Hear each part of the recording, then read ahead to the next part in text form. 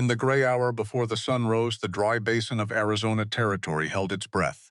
A dark smear of blood marked the pale stone, not from any animal that belonged here. He followed the trail between the boulders, rifle already in hand. Drag marks. Fresh, deeper into the wash than up toward a jagged red ledge. Under the narrow overhang lay a shape that looked already dead. An arrow shaft, snapped close to the skin, jutted from her shoulder. Higher on the thigh, a gunshot wound still weeping. Breathing shallow, ragged, her eyes opened, dark, sharp, calculating the distance to the knife at her belt. He stopped 3 paces away and raised empty hands. The desert waited. She did not lower the blade. He knelt. Silas Barrow woke before the sun did. Always did. Had for 4 years now. Not because he wanted to. Because the silence made him. Because in that gray hour before light, the ranch was quiet enough that he could almost pretend nothing had ever gone wrong in his life. Almost. He swung his legs off the cot. Boots first, then the shirt, then the hat. Because a man without a hat in Arizona Territory was a man asking to be punished by the sky. Outside, the air still held a trace of the night's cold. Wouldn't last. By noon, the ground would be hard enough to break a plow blade, and the sun would sit on his shoulders like a debt he couldn't pay off. He walked the fence line first. Always the fence line first. Because a broken fence meant lost cattle, and lost cattle meant a winter with less meat and less money and more silence was the one thing Silas Barrow could not afford. Not because he minded quiet. He'd built his whole life around quiet. But there was a difference between quiet you chose and quiet that closed in on you like water over a drowning man. He knew that difference now, learned it the hard way. The ranch sat alone at the edge of a dry basin, 40 miles from the nearest town worth naming.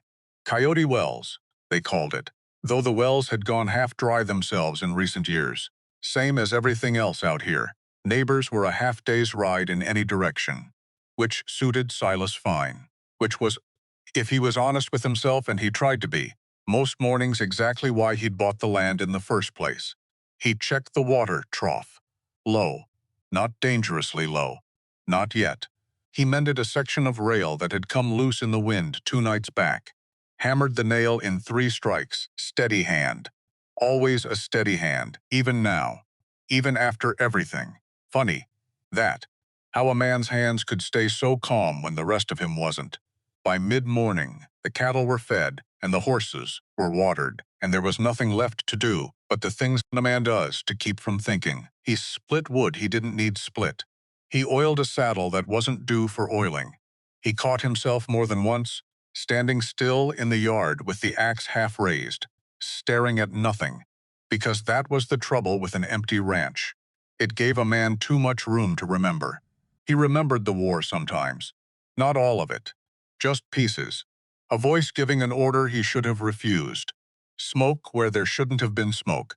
A silence afterward that was nothing like the silence he'd chosen for himself now. A silence that had weight to it, that pressed down on a man's chest at 2 in the morning and didn't let go till dawn. He didn't talk about it, not to anyone. There wasn't anyone left to tell. Rebecca used to ask him about it back when she was still alive to ask. Gentle questions. The kind a wife asks a husband she loves, not because she needs the answer, but because she wants him to know he doesn't have to carry it alone. He never gave her much. A sentence here, a silence there. And then the fever took her 2 winters back, quick and cruel the way fevers are out here, where the nearest doctor is a day's ride and sometimes a day too late. And after that, there was no one left to ask him anything at all. So, the silence became his. All of it, every corner of it. He told himself that was fine. Told himself a man could build a life out of work and weather, and the small satisfaction of a fence line holding straight against the wind. Most days, he almost believed it. He kept a routine because a routine didn't ask questions. Feed the stock, walk the fence, check the well, mend whatever the wind had broken the night before. Because if he stopped moving, even for a minute, the quiet found a way in through the cracks, and once it was in, it didn't leave easy. Sundays were the worst.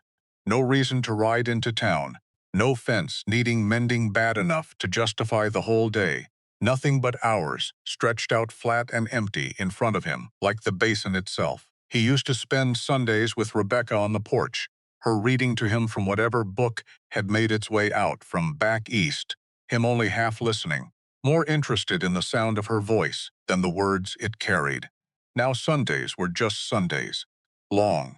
Silent. The kind of day a man survived rather than lived. He'd tried once to leave. 2 years back, not long after Rebecca's grave had settled into the ground proper.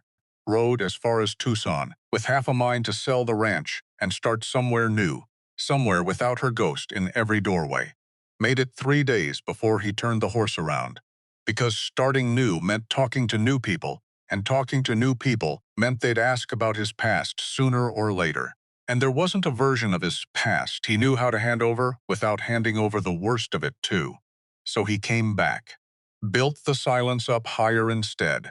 Told himself it was a wall keeping the bad things out, when the truth he didn't look at square, not most days, was that it was a wall keeping him in. The war came back to him in flashes, mostly. Never the whole of it at once. A morning that had started ordinary, and ended in something he still couldn't put a clean shape to. Even now, even after 4 years of trying, a man's voice, certain of itself, giving an order that Silas had followed, because that was what a soldier did. Follow orders, and only later too late, always too late, understood what following that particular order had cost people who'd never asked to be part of any war at all. He didn't let himself go further than that most days. Couldn't. There was a door in his mind he kept shut, and behind it was the rest of that morning, and he'd learned the hard way that opening it did nothing but bleed the poison out into every good hour he had left. That afternoon, he found the blood. He'd gone out past the north pasture, farther than he usually rode, chasing a stray heifer that had wandered toward the rocks. And that was when he saw it, a dark smear on pale stone, half-dried, the color gone rust-brown in the heat. He stopped his horse, sat there a moment, because blood on the rocks meant something had gone wrong somewhere close, and somewhere close was too close for comfort. He followed it, not because it was his business. It wasn't. A man out here learned fast that other people's trouble had a way of becoming your own trouble if you went looking for it. But something in him, some old instinct that had never quite died, not even after everything, pulled him forward anyway. The trail wound between boulders, dipped into a shallow wash, climbed again toward a ledge of red rock. More blood. Drag marks now, faint but there, like someone had been moving and stopping and moving again. Whoever it was, they were hurt bad, and they were close. He drew his rifle from the saddle scabbard, not because he expected trouble, because a man who didn't expect trouble in this territory was a man who didn't live long. He found her in the shadow of the ledge. The rock rose up red and jagged against a sky gone white with heat, and, beneath its narrow overhang, tucked into the one strip of shade for 100 yards in any direction, lay a shape that at first, for one terrible heartbeat, he took for already dead. She lay on her side, one arm curled beneath her, dark hair matted with dust and blood. An arrow shaft, snapped off close to the skin, jutted from her shoulder. Below that, higher on her thigh, a wound that looked like it had come from a gun. Her breathing was shallow, ragged, but it was there. He knelt beside her, careful, slow, because a wounded animal, human or otherwise, didn't always know the difference between help and harm. And a woman this hurt, this far from anywhere, hadn't gotten that way by accident. Her eyes opened, just barely. Dark eyes, sharp even through the pain, fixing on him with something that wasn't fear, wasn't quite anything he could name. Wariness, maybe. The look of someone doing math in her head, how much strength she had left, how fast he could move. Whether the knife at her belt was still within reach. It was. He noticed. She noticed him noticing. "I'm not gonna hurt you," he said. Quiet. Steady. The same voice he used on a spooked horse. "You're bleeding bad. I need to get you somewhere I can look at it." She said nothing. Didn't need to. Her hand had already found the hilt of the knife, fingers curling around it, even as the rest of her body seemed to be losing the fight to stay conscious. He didn't reach for the knife. Didn't reach for her either. Not yet. Just held up both hands. Empty. The way a man does when he's asking to be trusted, and knows he probably won't be. "Ranch is close." he said, half a mile. I can carry you, or you can bleed out here. Your choice. But make it quick, because I don't think you've got the time to think it over slow. Her jaw tightened. Pain, maybe. Or pride. Hard to say which cut deeper for a woman like this. She didn't answer him in words. She simply let her hand fall away from the knife. A fraction. Not trust. Not yet. Just arithmetic again, the numbers not adding up in her favor if she fought him now. He lifted her as gently as a man his size could manage a body already broken in two places. She made no sound. Not one. Whatever pain tore through her on the ride back, she swallowed it whole. And something about that, the sheer silent will of it, stayed with him longer than he expected. He laid her on the cot in the cabin's one room. Cut the arrow shaft free, with a knife heated over the stove, the way he'd seen done in the war, more than once, on men who hadn't always lived to thank him for it. She didn't scream, didn't even flinch, not outwardly, though her whole body went rigid as stone, and her breath came out in one long, controlled hiss through clenched teeth. He packed the wound with what he had, clean cloth, whiskey, because whiskey burned but it also worked, and out here a man made do with what worked. He didn't have much else. No doctor for 40 miles. No time to fetch one even if he did. By the time he finished, the light outside had gone the color of a bruise, purple-blue and fading fast, and she'd slipped from consciousness into something closer to fever sleep. Her forehead burned under his hand. Not good. Not good at all. He sat down in the chair beside the cot and waited, because there wasn't anything else to do now but wait, and hope the fever broke before it took her, and try not to think too hard about who she was, or what had put an arrow in her shoulder, or why she'd been so far from wherever she called home. Except he did think about it. Couldn't help it. His mind turned it over the way a man's mind does when there's nothing to distract it, who shoots an arrow into a woman and leaves her to bleed out alone in the rocks. Who does that? What kind of hunt ends like that? He didn't like the answers his own thoughts were offering him, because he'd sat like this before, years back. A different cot, a different wound, a different war. He'd told himself then that he wouldn't look away again, not ever, not from anyone bleeding in front of him, who needed a hand and wasn't getting one.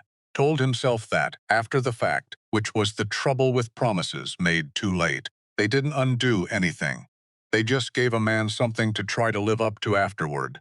So he sat with this woman he didn't know, in a chair that had gone stiff under him hours ago, and he watched her chest rise and fall, too shallow for his liking, and he made the promise again anyway, knowing it wouldn't undo the first time either, knowing he'd make it again the next time, and the time after that, for as long as his hands kept finding people the world had already decided didn't need saving, until the fire popped sharp and pulled him out of his own head. She woke sometime past midnight. He heard it before he saw it, the cot's ropes creaking, a sharp intake of breath. He was on his feet before he'd fully decided to be, and that was when he saw the knife had found her hand, again, drawn from somewhere he hadn't thought to check, blade catching the low firelight. "Easy," he said. She said something back, fast, sharp-edged. Apache, he guessed, though he didn't know enough of the language to be sure of the words, only the tone a warning, unmistakable, the kind that needed no translation. Then, when he didn't move, didn't back away, she switched to English. Broken, furious. "Where am I, my ranch?" He kept his hands where she could see them. Same trick as before. Seemed to be the only trick he had. "You were bleeding out in the rocks a half-mile north. Brought you here. Been treating your wounds since." Her eyes swept the room. Fast, cataloging. The door, the window, the distance between the cot and both. A soldier's eyes, he thought. Or a hunter's. Same thing, some days. "Why? Why what? Why, you help me." The knife hadn't lowered. Her hand shook slightly, fever, blood loss or fury. He couldn't tell which. Maybe all three. White man does not help Apache. White man sells Apache. Or kills. Something in that landed harder than he expected. He didn't answer right away. When he did, his voice had gone quieter. "I found blood," he said. "Followed it. Found you dying under a rock ledge. Didn't ask what you were before I decided whether to help you. Didn't much think there was a decision to make. She studied him. Long, silent, the knife still raised, though the tremor in her hand had grown worse, her strength bleeding out of her as fast as the blood had bled out of her shoulder. "I don't sell you," he said. "I don't hand you to anyone. You stay here till you can walk out on your own. After that, go wherever you want. That's the whole of it. That's all there is." For a moment, nothing moved, not the fire, not her hand, not him. Then her arm gave out, not surrender. He understood later. Just exhaustion, the fever finally winning the fight her pride had been losing all along, and the knife slipped from her fingers, clattering against the floorboards. Her eyes rolled back. She was out again before her head hit the pillow. He picked up the knife, set it on the table, within her reach, not his. A choice he made without quite deciding to make it. Because a woman who'd fight that hard to keep a blade in her hand, even half dead with fever, deserved to have it close when she woke again. Whatever she decided to do with it. He didn't sleep that night. Sat in the chair, watching the fire die down to embers, listening to her breathing change ragged, then rasping, then, near dawn, something that sounded almost like words. A murmur, low and rhythmic. He leaned closer, careful not to wake her, and caught fragments of it. Not English, not anything he understood, but he recognized the shape of it all the same. A prayer. He'd heard enough of those in his life, in different languages, different tongues, over different graves to know one when it passed through a fevered mouth in the dark. He sat with that a long while. Didn't know what to do with it exactly, except let it settle into him, the way the blood on the rocks had settled into him that afternoon. A thing that had happened. A thing he couldn't undo now, even if some sane, careful part of him wished he'd ridden past those rocks and never looked back. Except he hadn't ridden past. And some other part of him, a part he hadn't heard from in a long, long time, was almost glad of it. By morning, her fever had broken. Not gone. Just broken enough that her breathing had steadied and the color had come back, faint, to her face. He checked the wounds. Clean as far as he could tell. No red streaking. No smell of rot. She'd live, he thought, barring bad luck. She woke again near noon. Slower this time. Her eyes found him across the room, then found the knife on the table, then found him again, as if weighing whether he'd moved it out of cruelty or courtesy. "Still here," she said. Flat. Not quite a question. Where else would I be? It's my house. Something flickered at the corner of her mouth. Not a smile. Not yet. But close enough to one that he noticed it, filed it away, didn't mention it. "You have name," she said. "Silas Barrow." She said nothing for a long moment, as if deciding whether a name was a thing worth trading for one of her own. Then, quiet, Sala. He nodded. Didn't push for more. Didn't ask what tribe, what band, what family she belonged to, or why she'd been alone, and bleeding 40 miles from anywhere. Some things a man learned not to ask. Not yet, anyway. Maybe not ever. If she didn't want to give them. "You should eat something," he said instead. "Broth. Nothing heavy. Your stomach won't hold heavy right now. You cook. Some. Not well, I think." He almost laughed. Hadn't done that in longer than he could remember, and the sound surprised him more than it seemed to surprise her. "No," he admitted. "Not well. But it'll keep you alive, which is more than most things out here manage to do." She watched him a moment longer. Then, for the first time since he'd found her broken on the rocks, she let her guard down half an inch, not yet, but something adjacent to it, something that might grow into trust if the days ahead gave it room. "Fine," she said. "Cook then." He did. The days that followed moved slow, the way days do on a ranch where the work never quite runs out, but never quite overwhelms a man either. The heat settled deeper into the land as the days went by, the kind of heat that made the horizon shimmer and turned every distant rock into something uncertain, half mirage, half threat. The cattle grew restless with it, drifting toward whatever shade they could find, and Silas found himself doubling his trips to the water trough, just to keep the herd from wandering too far in search of relief. Evenings brought the only true mercy, a slow cooling that crept in from the east as the sun dropped, painting the basin gold and then rust and then, finally, the deep bruised purple That meant another day survived.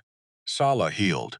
Not fast, the wounds had been deep, and fever had cost her more strength than either of them liked to admit, but steadily, in the way of someone whose body had been asked to survive far worse than this and had learned, over time, exactly how to do it. She watched him work those first days, from the doorway, then from the porch rail, then, once she could stand without the world tilting sideways, from a few steps out into the yard itself. Watched him milk the one cow he kept for himself. Watched him mend fence, feed stock, split wood with a rhythm that had been carved into his shoulders by 4 years of doing it alone. "You do everything," she said once. Not quite a question. Nobody else to do it. No wife. It wasn't cruelty in the way she said it. Just fact-finding. The same careful cataloging she'd done that first night, weighing the distance to the door and the knife in his belt. He answered anyway, because something about her directness made lying feel like more effort than it was worth. "Had one," he said. "Fever took her. 2 winters back." Salah didn't offer sympathy, didn't offer condolences, the soft kind of words people trade like currency at a funeral. She simply nodded, once, the way a person nods when they recognize a wound, because they've carried one just like it. "Sorry," she said, just that, one word, plain, and somehow it landed heavier than anything longer might have. "You don't have to be." "I know." A pause. "I am, though." He didn't know what to do with that. So he went back to the fence, and she went back to watching, and the silence between them stretched out, comfortable in a way. Silence hadn't stretched in longer than he could remember. One night, a week or so in, a coyote got bold near the hen house. He heard the squawking first, then the scramble of his own boots finding the floor, and by the time he'd reached the door with the rifle in hand, Sala was already there ahead of him, one hand braced on the frame, weight balanced careful on the leg that still didn't trust itself. "Stay back," he said. She didn't. Of course she didn't. She followed him out into the yard, slower than she'd have liked, mouth set tight against the pain of it. And when the coyote broke from the shadow of the coop with a hen already limp in its jaws, it wasn't his shot that dropped it. It was hers, his own pistol, the one he'd been teaching her to load and fire, not 4 days before, steady in her hand despite the leg, despite the dark, despite everything. He stood there a second, rifle still raised, useless. "You could have missed," he said, which wasn't what he meant to say. "Wasn't even close, I did not miss." "No." He lowered the rifle slow. "You didn't." She handed the pistol back to him, grip first, the way he'd shown her, and there was something in her face, not quite pride, something quieter than pride, that told him the lesson had landed deeper than either of them had expected it to. "Good teacher," she said. "Good student. Do not let it go to your head. Silas Barrow." He laughed. Second time in a week. He was losing count of how many times this woman had managed that, when for 2 years before her the sound had barely crossed his lips at all. His cooking, however, remained a source of ongoing and mutual suffering. He'd attempted stew that Thursday, attempted being the operative word. He'd browned the meat well enough, he wasn't entirely hopeless, but somewhere, between the browning and the boiling, he'd lost track of the beans, and by the time Sala limped over to investigate the smell, the whole pot had gone thick and scorched along the bottom, bitter enough to strip paint. She stared into the pot a long moment, silent. "It's not that bad," he said. "It is exactly that bad. You haven't tasted it. I do not need to taste smoke to know it is smoke." She took the spoon from his hand gently, the way a person disarms someone they've decided isn't actually dangerous, and gave the pot one more doubtful stir. "Silas Barrow, how have you not starved? Beans, mostly. Hardtack. Things that are difficult to ruin. You have found a way to ruin beans." She set the spoon down with the particular finality of a woman rendering a verdict. "This is a talent. Not a good one, but a talent. You want to try? I would rather eat the pot. Suit yourself." He reached for 2 bowls anyway, ladling out the scorched stew, with the grim determination of a man who'd committed to a mistake and intend to see it through. "Rebecca used to say I could burn water if I put my mind to it." Rebecca sounds like a wise woman. She was. Something eased in his chest, saying her name and finding it didn't hurt quite the way it used to, not gone, never gone, but softened, somehow, worn smooth by weeks of a different kind of company. Wouldn't let me near the stove the whole time we were married. Said it was a mercy to us both. Sala took the bowl he offered, examined it with open suspicion, and took a bite anyway, brave, or stubborn, or both, which in her case were usually the same thing. Her face did something complicated. She chewed, swallowed, set the spoon down with great and deliberate care. Well, she said, that good, huh? I did not say it was good. Didn't say it was bad either.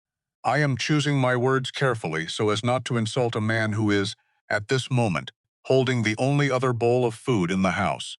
A pause, and then, unable to help herself, the corner of her mouth twitching upward. It tastes like the coyote that took your hen, came back for revenge. He laughed so hard, he nearly dropped his own bowl, and she watched him with something warm and startled in her face, like she hadn't expected to be the one causing that particular sound to come out of him, and wasn't entirely sure what to do now that she had. Tomorrow, she said, once he'd recovered, I cook. You watch. You learn. This, she gestured, disgusted at the pot. This cannot continue. It is a danger to both of us. Deal. She kept her word the next evening, moving around his small kitchen with an ease that made his own attempts look even more dismal in comparison, narrating each step in her careful, deliberate English as she went. And if he found himself watching her hands more than he was watching the food, well, a man could be forgiven for being a slow student in more ways than one. Over the days they began to trade. Not goods, knowledge. She showed him which plants along the wash held medicine in their roots, which berries were poison, dressed up pretty, how to read the ground for tracks he'd been walking past blind for years, the faint press of a coyote's paw, the drag of a snake's belly, the difference between a deer's trail from yesterday and one from an hour ago. He showed her how to load and fire the pistol he kept by the door, how to mend a saddle strap gone brittle with age, how to set a fence post so it wouldn't lean by the second winter. She took him out to the wash one morning, legs strong enough by then to manage the walk if he didn't rush her, crouched at the edge of the dry creek bed, fingers hovering just above a print pressed into the mud. Dear, she said, yesterday, maybe evening. How do you know it's not from this morning? Edges. She traced the air above the track without touching it. Sharp print, fresh. Soft edges, old. This one soft. Sun already worked on it. He crouched beside her, studied it the way she was studying it, trying to see what she saw and mostly failing. Looks like a hoof print to me. That's the whole of what I've got. That is because you look with your eyes only. She tapped 2 fingers against her own temple. Look with this, too. You're going to have to give me more than that. She almost smiled. Almost. Patience. Rancher. I did not learn in one morning either. They moved along the wash a while, her pointing out what he'd walked past. Blind for 4 years, a rabbit's trail, doubling back on itself where a hawk's shadow had spooked it. The faint press of something larger, careful, keeping to the harder ground where it wouldn't leave a mark. She named it before he could ask. Mountain lion. Old. Does not want trouble any more than you do. Comforting. It is not here for you. She glanced sideways. Something dry in it. You are too much trouble for a cat. Too tall. Too stubborn. That a professional opinion. That is an opinion. A beat professional, too. He caught himself watching her more than the tracks. After that, the easy certainty in the way she moved, even with the leg still favoring itself. The way her whole face changed when she was teaching something she loved, sharper, brighter. None of the wariness that still lived behind her eyes most other hours of the day. She caught him at it. Didn't call him on it directly. Just raised an eyebrow, waited. What? Nothing. He looked back down at the tracks. Rabbit, old, I'd guess. Soft edges. Better, she said. And something in the way she said it made the single word feel like it weighed more than it should have. They worked their way back toward the cabin as the sun climbed higher, and somewhere along that walk her hand brushed his reaching for the same low branch he'd reached for. Nothing more than that. An accident of 2 people moving through the same narrow space, and neither of them pulled away as fast as either Of them probably should have. Silas. Yeah, your hand. She'd stopped walking, was looking down at his knuckles, where an old scar ran pale and thin across two of them. This is not from ranch work. He flexed the hand. Old habit, no. War. Yeah. She didn't ask more. Just held his hand a moment longer than the question required, thumb passing once, lightly, over the scar, like she was reading it the same way she read tracks in the mud, not for the story it told on the surface, but for what it meant underneath. Some scars do not show, she said finally. Quiet. Those are the ones that take longest to heal. He didn't answer. Didn't trust his voice to hold steady if he tried.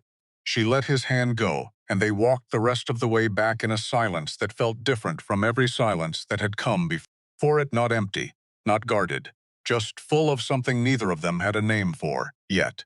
They didn't talk much, most days. Didn't need to. There was a kind of conversation that happened in the doing of things side by side, and both of them, it turned out, spoke that language fluently. You are quiet, man, she told him one evening. The two of them seated on the porch steps as the sky bruised toward dusk. Told you. Nobody left to talk to. Now there is me.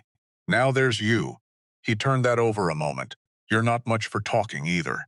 I talk when there is something worth saying. A ghost of that almost smile again. Most men say too much. Words that mean nothing. You do not do that. Didn't figure there was a compliment in there somewhere, but I'll take it. She laughed. Short. Surprised at herself, maybe. The sound of it. He decided, right then, that he wanted to hear it again. The nightmare came on the 9th night. He didn't remember falling asleep.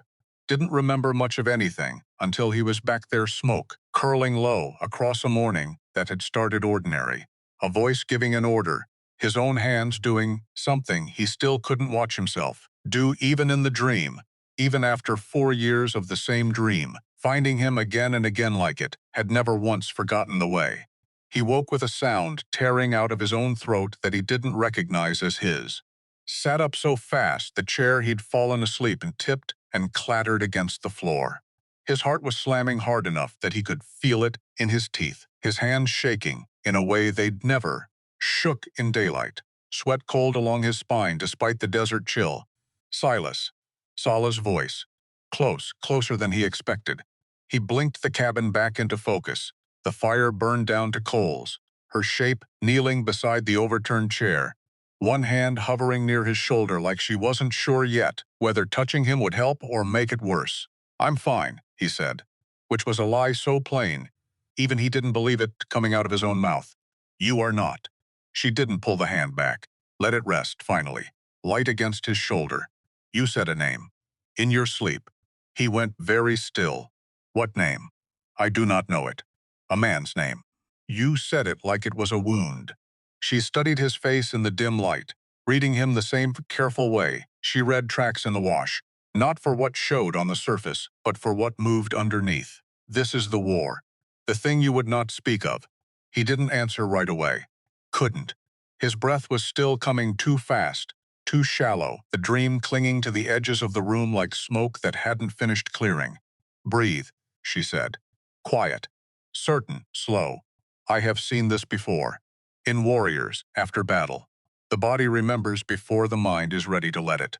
He did as she said, not because he believed it would help, because her voice was the only steady thing in the room just then, and some old, exhausted part of him was grateful to have something steady to hold on to. Slowly, his heart found its normal rhythm again. Slowly, the cabin stopped feeling like the inside of that morning years back and started to feel like his own four walls again. Better, she said. Not a question. Better. His voice came out rougher than he meant it to.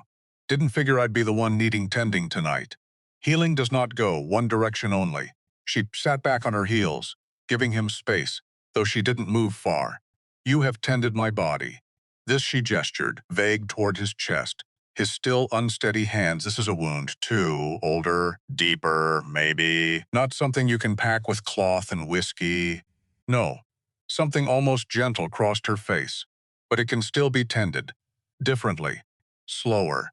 A pause. If you let it. He looked at her a long moment in the dying firelight, this woman, who barely more than a week back had held a knife to his throat, who he'd carried in, off the rocks, not knowing if she'd live through the night, who was now kneeling on his cabin floor at some dark hour of the morning, talking to him about wounds like she understood something about his that even he hadn't found words for. Maybe someday, he said. Not tonight. Someday is enough. She rose, moved to set the chair upright, businesslike again, though something, in the set of her shoulders, had softened. Sleep, Silas Barrow. I will keep watch this time. You don't have to, I know. She settled into the chair he'd vacated, pulling her blanket around her shoulders. I am, though. He almost smiled at that, his own earlier words handed back to him, worn smooth in her voice, and for the first time since the dream had dragged him under, something in his chest eased. He slept the rest of that night without dreaming at all. First time in longer than he could remember.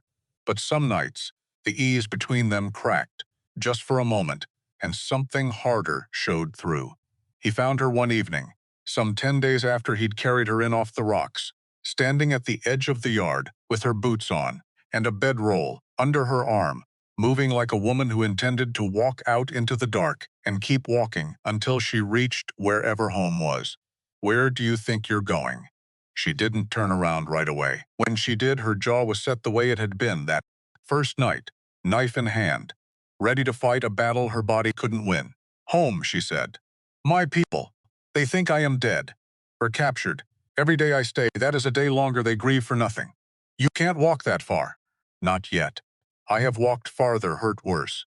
Maybe. But you go out there tonight. You don't make it 2 miles before that leg gives out, and there's nobody to carry you back this time. He said it flat. Not cruel, just true.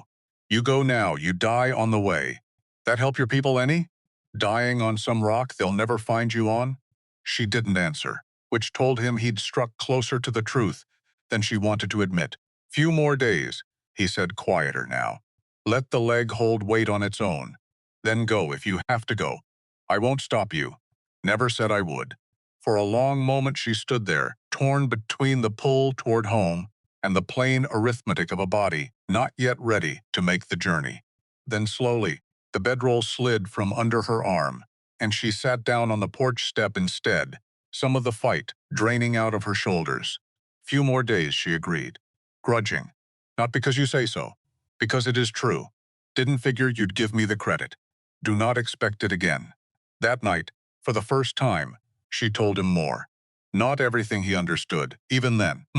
That everything wasn't a door she'd open for a man she'd known such a short time, however many wounds he'd cleaned, or meals he'd cooked badly, but more than before. She was a healer for her people, she said, and a fighter when fighting was needed, because among her band those two things weren't as separate as white men liked to imagine. She'd been covering the retreat of others' warriors, falling back from soldiers, and hired guns who'd been hunting them for days when the arrow found her shoulder and the bullet found her leg. And she'd gone down in the rocks, alone rather than slow the ones still able to run. You let them go without you, he said. Not a question. That is what you do for the ones you love. You let them run, and you make sure whoever is chasing has something else to look at besides their backs. He sat with that a long moment. Something in it echoed a shape he recognized, an old, familiar shape, the kind that had haunted his own nights, long before Tala had ever bled onto his land. A man does what's needed, even when needed costs him something he can't get back. I did something like that once, he said. Quiet, the words coming slower than he meant them to. Not the same, but something like it. She waited, didn't push. Let the silence hold the space for him to fill or not fill as he chose. War, he said finally. Before the ranch. Before Rebecca. Even. I was a soldier. Followed an order I shouldn't have followed. Didn't stop something I should have stopped. His jaw tightened. Man giving the order, I trusted him. Learned different after. Learned it too late to matter. What happened?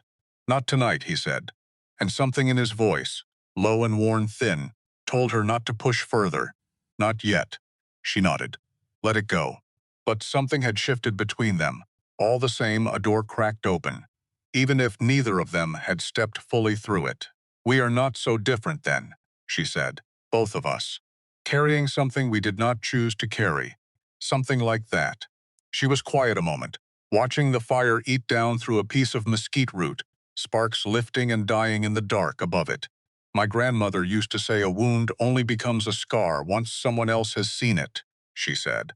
"Before that, it is only a wound. Still bleeding, even when it looks closed.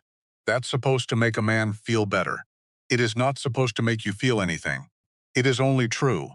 She glanced at him, something almost teasing in it, despite the weight of the conversation underneath. "You white men. Always wanting a story to make you feel a certain way. My grandmother's stories were not for feeling better. They were for seeing clearer. Different kind of medicine. Same kind, maybe. Just not the kind you are used to." He huffed something that was almost a laugh, and for a while neither of them said anything more, content to let the fire do the talking, the way it had every night since he'd carried her in off the rocks. He found himself, more than once, glancing at her sideways, the line of her jaw in the firelight, the stillness she carried even at rest, a stillness that had nothing exhausted in it, nothing broken, just a deep and settled kind of strength he hadn't encountered often in his life and wasn't sure how to name yet. She caught him looking. Didn't look away first.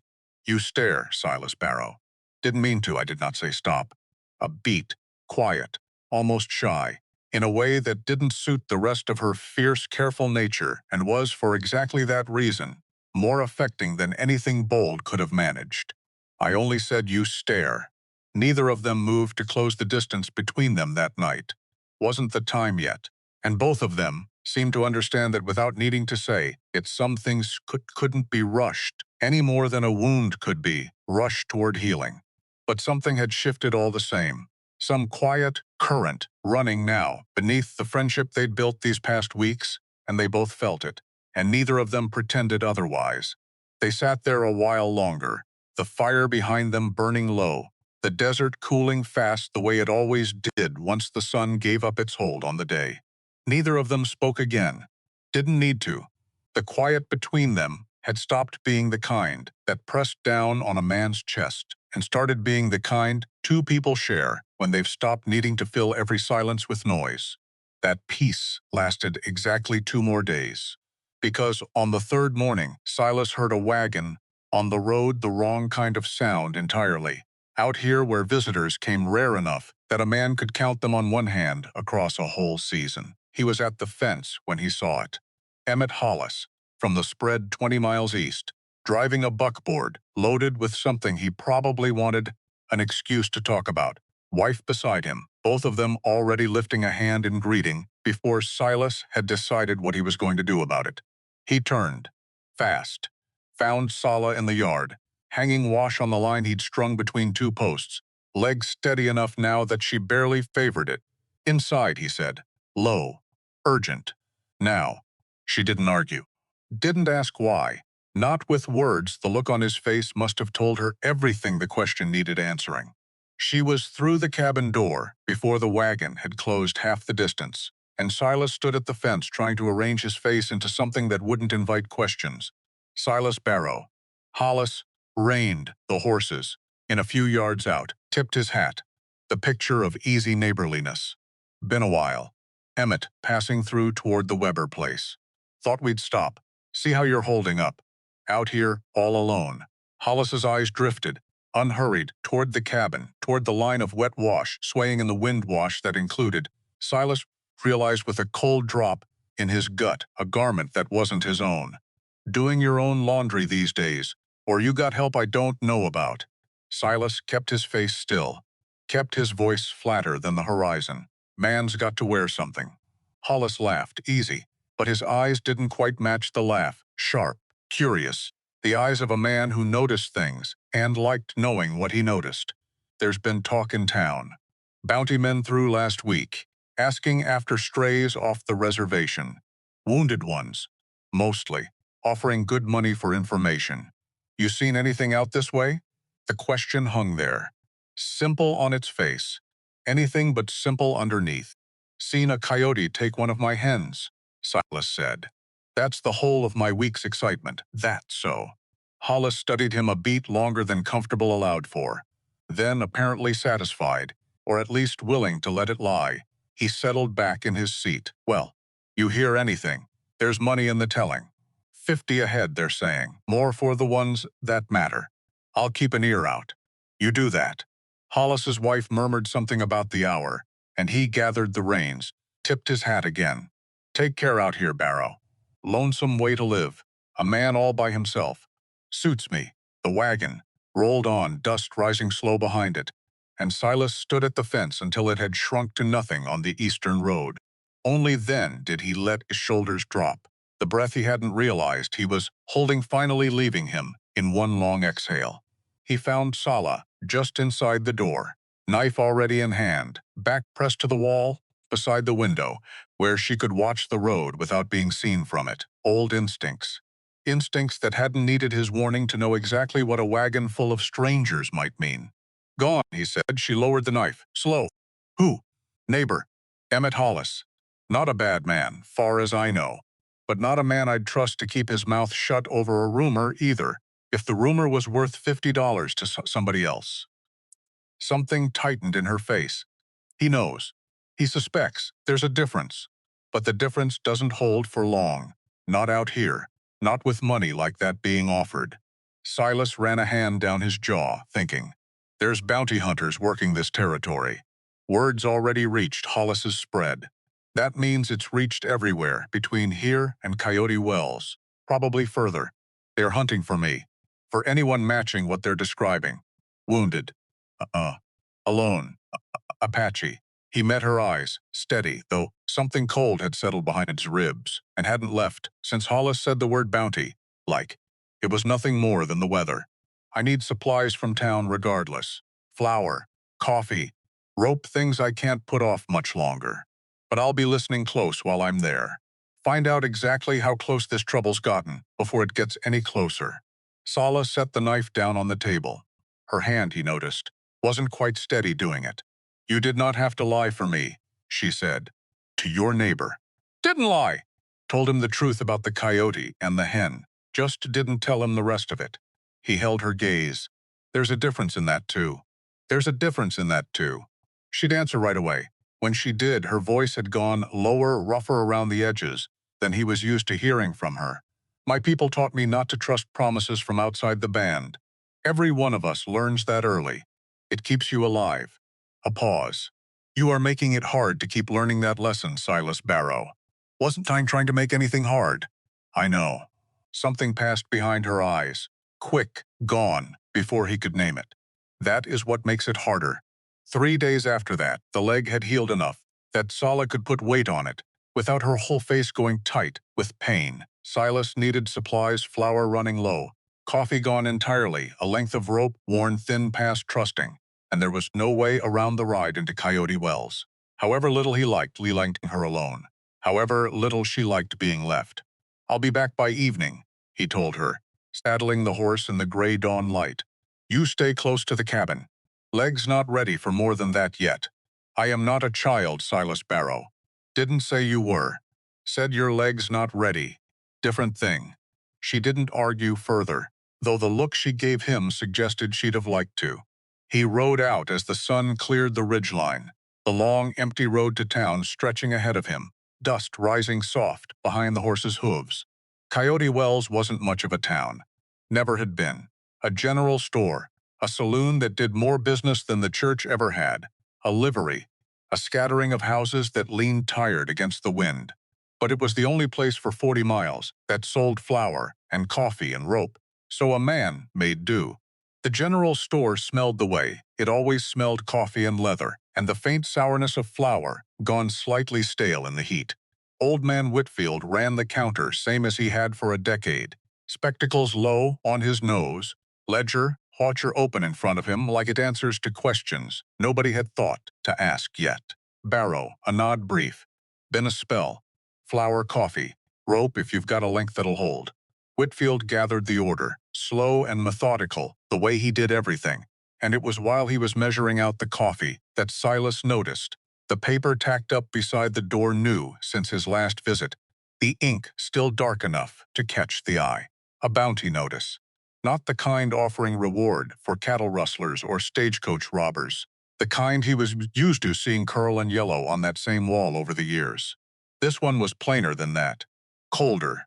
No name, no face, just a description broad enough to mean almost anyone. Apache, adult, either sex, information leading to capture or confirmed. Kill, and a dollar figure beneath it that made something in Silas's stomach turn over slow. Seen you looking at that, Whitfield said, not unkind, following his gaze. Ugly business, if you ask me. Not that anybody's asking. Territory's paying good money for it, though, and good money's got a way of making ugly business look a sight more reasonable to men who need it. Who's paying?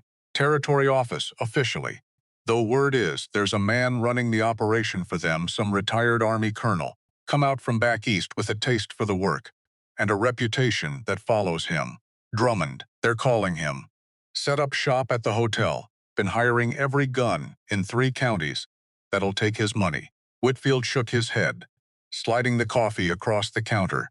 Man's got a way of talking that makes killing sound like housekeeping. Heard him myself, right here in this store, calling it clearing the territory. Like the people he's after are weeds. Silas kept his face carefully blank, though the name had landed in his chest like a dropped stone, ripples spreading out slow and cold. Drummond, he repeated, testing the shape of it out loud, as if saying it might prove it wasn't the same man. His memory had already half convinced him it was. That's the one. You know him? Knew a Drummond once. Different lifetime. Well, Whitfield tied off the flour sack, set beside the coffee. If it's the same man, I'd steer clear. Was I you? Fellow's got a stillness to him I don't much care for. The kind of calm that isn't calm at all. Just patience wearing a calm man's face. Silas paid for the goods, thanked him, and carried the sacks out to his horse, with mind already working faster than his hands, faster than he wanted it to. Drummond here. In this territory, of all the territories in the West he might have chosen, hunting the very people Tsala belonged to, for money, like it was nothing more than a trade a man picked up, after the army didn't need him anymore. He was loading the last of the supplies onto his horse outside the general store when he heard it. Voices, low, coming from the alley beside the saloon. Wouldn't have caught his attention at all most days. But something in the tone hard, businesslike, the kind of voice men used when they were talking about money that wasn't quite honest, made him slow his hands and listen. 50 ahead. That's the going rate now. More if it's a war chief, less for the young ones, but 50's fair for most. A man's voice, gravel rough, satisfied with itself. Marshal ain't asking questions long as we bring proof. Territory wants 'em gone, one way or another, and there's men in this town happy to make sure it happens the profitable way. A second voice, younger, eager. Heard there's a whole band scattered south of here. Broke off from a raid gone wrong up near the Gila. Could be good hunting, if the colonel's right about where they're headed. Silas went very still. The colonel. Whitfield's warning hadn't been wrong then. Hadn't been some other man wearing a familiar name. Colonel knows what he's doing, the first voice said. Always has. Man's got a nose for this kind of work. Says there's one that got separated from the rest healer woman, maybe, or a fighter, hard to tell which from the tracks. Wounded bad. Worth finding before she crawls off somewhere, to die on her own and we lose the bounty on a corpse nobody can claim. Silas's hand had gone tight around the horse's reins, tight enough that the animal shifted, ears flicking back, sensing something in him had changed. Wounded bad. Separated from the rest. Healer woman. He didn't need more than that. Didn't need a name. Didn't need a description. He already knew. He finished loading the supplies with hands that had gone carefully, deliberately steady, the same steadiness he'd learned to fake through worse mornings than this one, and led his horse a slow half-circle toward the mouth of the alley, close enough now to see the 2 men leaning against the saloon wall. One old, weathered, a rifle slung across his back like it had grown there. One young, restless, the kind of hungry-eyed that came from a man who hadn't yet learned what this work cost. Bounty hunters. Working for a territory, eager to be rid of what it called a problem, and for a man they called the colonel, who apparently had a nose for exactly the kind of hunting that ended in an arrow through a woman's shoulder and a bullet through her thigh. Silas didn't say a word to them, didn't so much as look their way twice. Just walked his horse on past, out toward the edge of town, his mind working through the arithmetic of it. How long before they widened their search north? How many more days Tala needed before that leg could carry her hard and fast if it had to? How much time he actually had before this problem rode straight up to his own front door? He was 3 miles out of town, the dust of Coyote Wells long settled behind him, when he heard hoofbeats. Slow, deliberate. Coming up the road from town, headed the same direction he was. He didn't turn around right away. Didn't need to. Something in the rhythm of those hoofbeats, unhurried, confident, a man who rode like he owned whatever ground he crossed. Pulled at a thread in his memory he'd spent years trying to bury. He turned his horse, looked back. 3 riders. 2 he didn't recognize, hired men, probably, cut from the same cloth as the 2 he'd overheard in the alley. But the third, riding a half length ahead of the others, sat his horse with a posture Silas would have known blind, in the dark, after 20 more years than the handful that had actually passed. Broad-shouldered, gray now at the temples where it had once been black, a scar along the jaw that Silas remembered, giving him no thought at all, back when he'd still believed the man wearing it deserved his trust. Colonel Absalom Drummond. For a moment, the whole world narrowed down to that one face, that one memory, because Silas had served under this man once, had trusted him back before. Trust had cost him anything. Drummond had given an order that morning years back, an order Silas still couldn't say out loud, not even alone, not even to the empty rooms of his own cabin, and Silas had followed it because that was what soldiers did, and afterward there had been smoke where there shouldn't have been smoke, and silence where there should have been something, anything, some sound to prove the world hadn't just gone quietly, permanently wrong. He'd left the army within the month. Never spoke of why. Not to the men who asked, not to Rebecca, not to anyone. Just carried it west with him, buried it under fence posts and cattle, and 4 years of silence he'd built specifically, so he'd never have to look at it straight on again. Until now.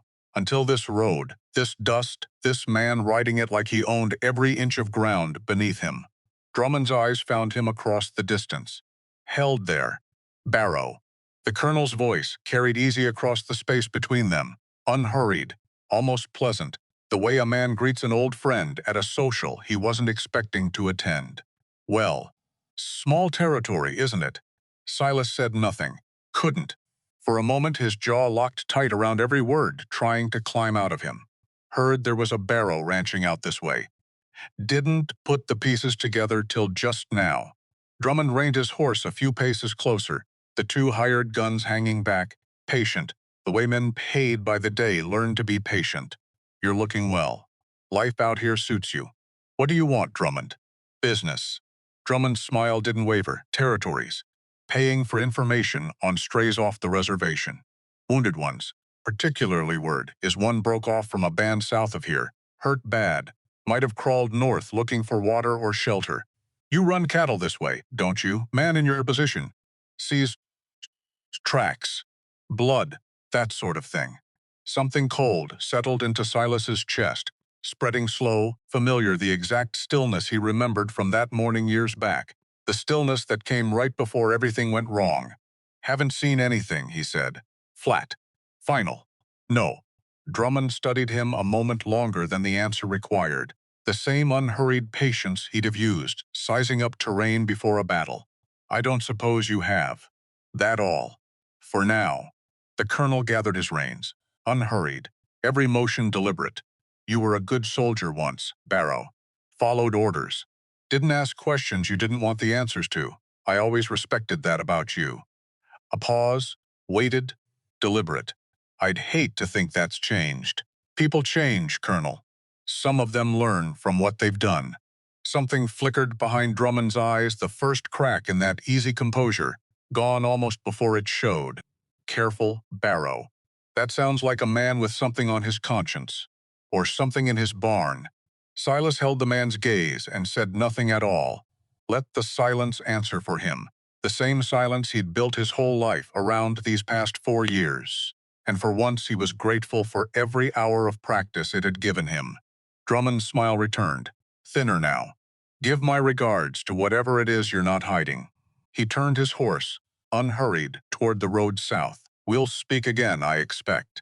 This territory's smaller than either of us would like. The three riders moved on, dust rising slow behind them, and Silas sat his horse in the middle of the empty road until the sound of their hooves had faded entirely into the wide, indifferent quiet of the desert. Then he turned north, toward the ranch, toward Sala. He rode hard, harder than the horse liked, his mind working through everything. Drummond hadn't said as much as everything he had. The threat folded soft inside pleasant words, the promise that this wasn't finished, not by half. Whatever peace Silas Barrow had built for himself out here in the silence, whatever fragile, unfamiliar warmth had started growing in that peace these past 2 weeks, all of it now stood squarely in the path of the one ghost he'd spent 4 years failing to outrun. And this time, there was no fence line long enough, no silence deep enough, to keep it from finding its way to his door. She was waiting on the porch when he rode in, sun already sliding low and orange toward the western ridge, and one look at his face told her something had gone wrong before he'd said a single word. Silas. He swung down from the horse. Didn't answer right away. Couldn't quite find the shape of the words yet, standing there in his own yard, with the whole weight of the day still sitting heavy across his shoulders. What happened? Met a man on the road out of town. He led the horse toward the trough, needing something to do with his hands, needing a task to hide behind while he found his voice. Man I served under, years back. This is bad. Depends how you measure bad. He finally turned to face her, and whatever she saw in his eyes made her go very still. The same stillness he'd first seen in her, the night he'd carried her in off the rocks, half dead and already calculating the distance to every exit in the room. He's the one running the bounty hunters, the one they call the Colonel. Her breath caught, sharp, audible. You know him. Knew him, before. Silas's jaw worked, the words coming slower now, dragged up from somewhere he'd kept them buried a long time. There's a reason I left the army, Sala. A reason I don't talk about. Man named Drummond gave an order once that I followed, because that's what soldiers do. People died who shouldn't have. People who never should have been anywhere near a war that wasn't theirs to begin with. Your people. Or mine. He held her gaze steady, though everything in him wanted to look away from the answer. Doesn't matter whose. Wrong is wrong, whichever side of a war it happens on. A breath. But it was Apache, Tala. A village. Years back. Further south than here. I was young enough to think following orders was the same as doing right. I know different now. Knew different. The same hour it happened, if I'm honest. And I still didn't stop it.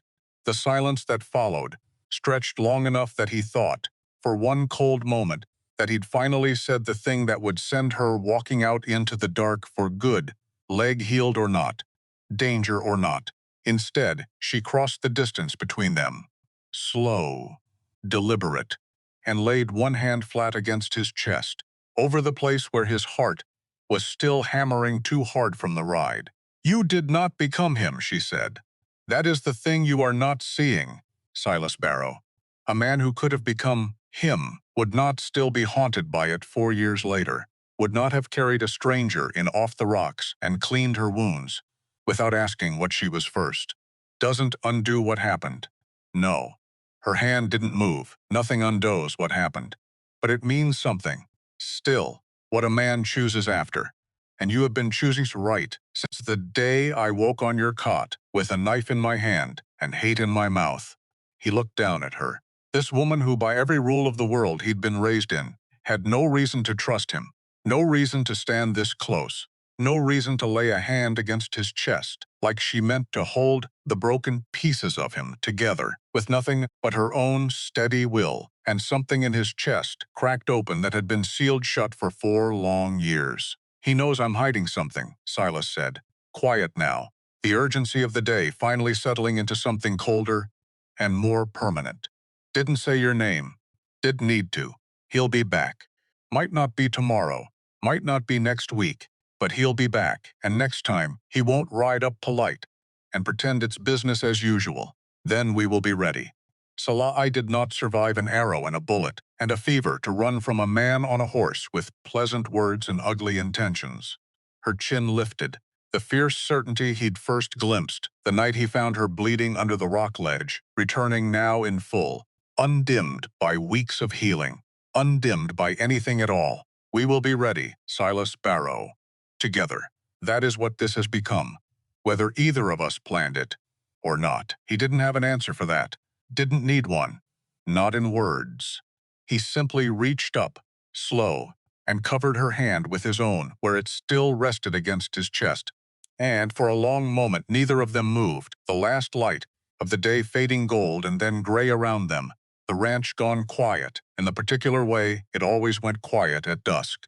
But it wasn't the old quiet anymore. Wasn't the silence he'd built his whole broken life around these past 4 years. The wall meant to keep the world out, and, if he was honest, to keep himself in. This silence held two people now instead of one. And somewhere out, past the ridge, riding unhurried through the last of the day's heat, the ghost Silas Barrow had spent 4 years, failing to outrun, was already turning his thoughts toward the next time their paths would cross, already counting, in that patient, unhurried way of his, exactly how much a ranch and the secret it was keeping might be worth. 3 days passed. Quiet ones. The kind of quiet that didn't feel like peace so much as held breath. Because a threat delayed wasn't a threat gone. Silas knew that better than most men. Knew it the way a body knows weather before a storm actually breaks some old ache settling into the joints, some instinct that had kept him alive through a war refusing, now, to let him rest easy just because the road south stayed empty. Silas spent them working the way he always worked, when his mind needed somewhere else to go, mending fence that didn't need mending, checking the rifle twice when once would have done, standing longer than necessary at the edge of the yard just watching the road south. The one Drummond's dust had settled on 3 days back and hadn't stirred again since. He caught himself more than once, running through old drills in his head. Range and cover. Lines of sight. How many men Drummond could reasonably raise on short notice? How fast, how well armed. Habits he'd hoped, 4 years back, to leave buried alongside everything else the war had cost him. Except a man didn't get to choose which parts of himself came back when the danger did. That was the trouble with old soldiering.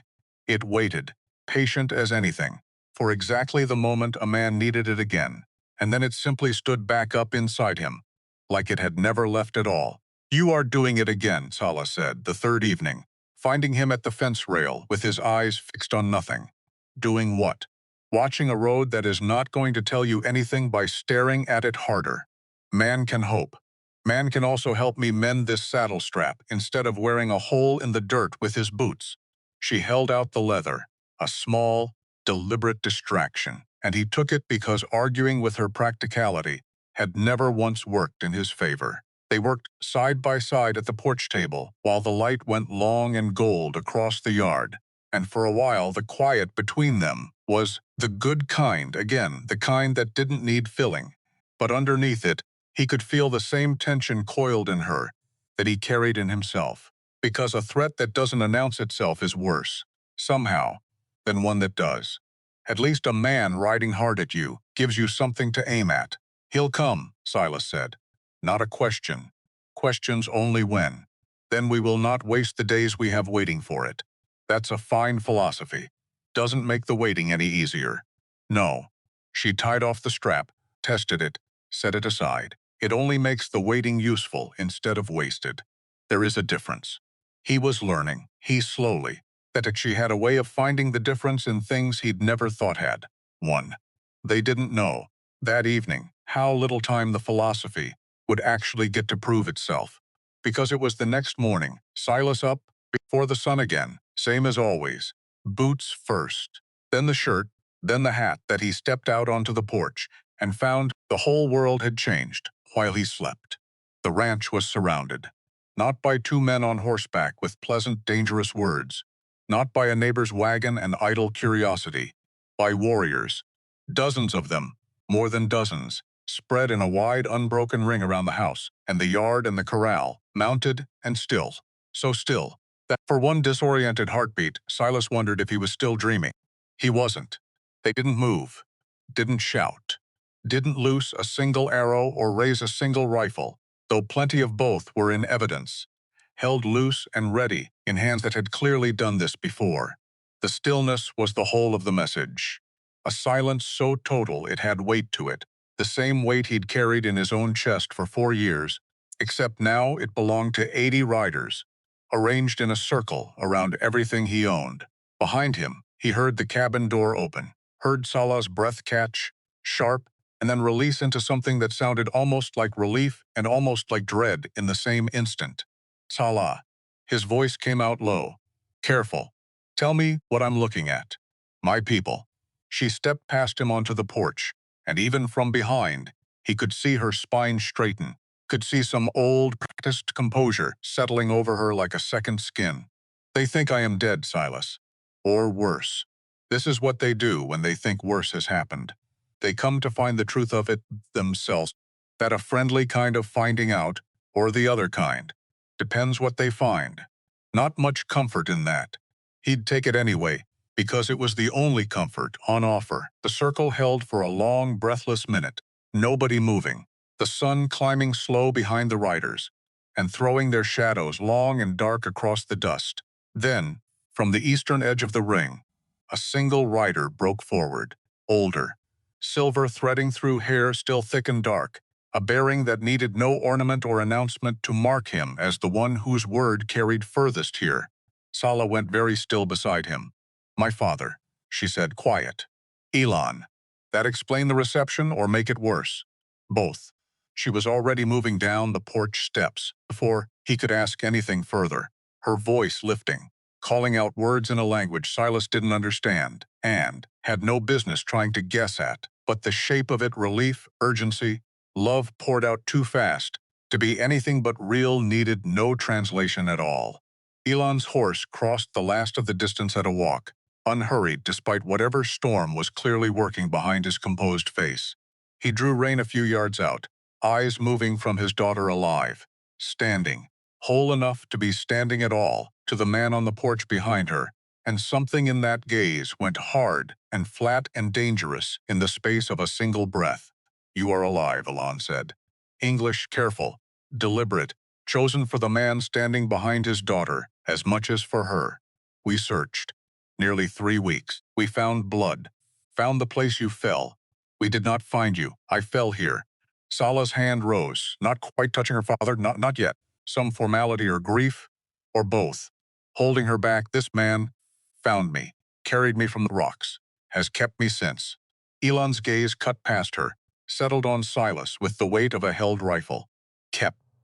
Not kept, Silas said, before the word could curdle into something worse. He came down the steps slow, hands open, the same gesture he'd learned, worked on spooked animals and desperate women both. Healed. There's a difference, and I mean to make sure you understand it before this goes any further than words. White men do not heal Apache. Someone called from the ring, younger voice, sharp with old anger, that clearly predated this particular morning by a good deal. White men sell, or burn, or hunt for money, same as the ones chasing her in the first place. The rider who'd spoken pushed his horse forward a few restless paces, close enough now that Silas could make out the particular fury in his face, a young man, younger than Silas by a decade at least, his hand resting loose and ready on the rifle across his lap. Tavaro. Elon's voice carried a warning even before the young man had finished speaking. This is not yet your moment to speak. With respect, Elon, it is exactly my moment. Tavaro's eyes hadn't left Silas. I lost a brother to men who wore this man's face and spoke this man's easy words. I will not stand quiet while another one of us decides to trust it again. A murmur ran through the gathered riders. Not agreement, exactly. Not disagreement either. The murmur of 80 people, all silently doing the same arithmetic Salah had done that first bleeding night, weighing what they saw against everything experience had taught them to expect, and finding the numbers didn't add up clean either way. Elon raised one hand. The murmur died. You will explain, he said to Silas. Not a request. All of it, from the day you found her to this morning. And you will do it standing in the open, where my people can watch your face while you speak. Because a man's words tell one story, and his face tells another, and I have lived long enough to trust the second more than the first. Silas held the older man's gaze, didn't flinch from it, though every instinct honed by years of careful solitude wanted to. Fair enough, he said. I've got nothing in the telling I'd want to hide. We will see. He told it plain. The blood on the rocks. The trail he'd followed, though it wasn't his business to follow. The arrow. The wound in her thigh. The fever that had nearly taken her twice in the first 2 days. The knife she'd held to his throat and the vow he'd made her anyway. Because a man dying in front of him wasn't a decision. It was just a thing that needed doing. He told it without embellishment, without asking for credit, the same flat, unhurried honesty he'd have used, describing weather or cattle counts. And the whole time he spoke, 80 pairs of eyes weighed every word against his face the way Elon had promised they would. When he finished, the silence that followed was different from the one that had opened the morning. Thinner, less certain of itself. She could have died in your care, Elan said. Fever, infection. 100 ways for a wounded woman to die slow in a stranger's house, and no one left to tell the truth of how it happened. She could have. Didn't. Why? The question landed simple and enormous all at once. Silas felt Salsa's eyes on him, felt the whole ring of riders leaning, invisibly, toward whatever answer he found. Because I've let people die once already, when I could have stopped it and didn't, he said. Quiet. The words costing him more than any of the 80 watching could have known. Made myself a promise. After that, I wouldn't do it twice. Didn't know when I made that promise it'd ever get tested this particular way. But it did, and I kept it. That's the whole truth of why she's standing here instead of buried in the rocks where you found her blood. The wind moved through the yard, stirring dust, stirring nothing else. Elon studied him a long moment, the kind of look that seemed to be reading past the words entirely, down into whatever lay beneath them. Your face, the old man said finally, matches your words. That is rare, in my experience, with men of your color. Wasn't planning on lying to you. Didn't much see the point. No. Something almost like the ghost of respect moved behind Elon's eyes, gone as quickly as it came. There would be no point. My daughter is many things, Silas Barrow, but she has never once in her life been a fool about men. If she trusts you enough to stand where she is standing, that trust is worth more than any words you could offer me on your own. Then we understand each other. Not yet. Elon's voice hardened again, the brief warmth folding back beneath something colder, more deliberate. Words are easy, and my people have been given many easy words by men who wore easy faces, right up until those words became bullets. I will not risk my daughter, my band, on words alone. Not anymore. Not after everything this territory has already taken from us. Then what will you risk it on? Elon's gaze didn't waver. There is a trial, old among our band, though rarely used, and never before on a man who is not already one of us. It tests will.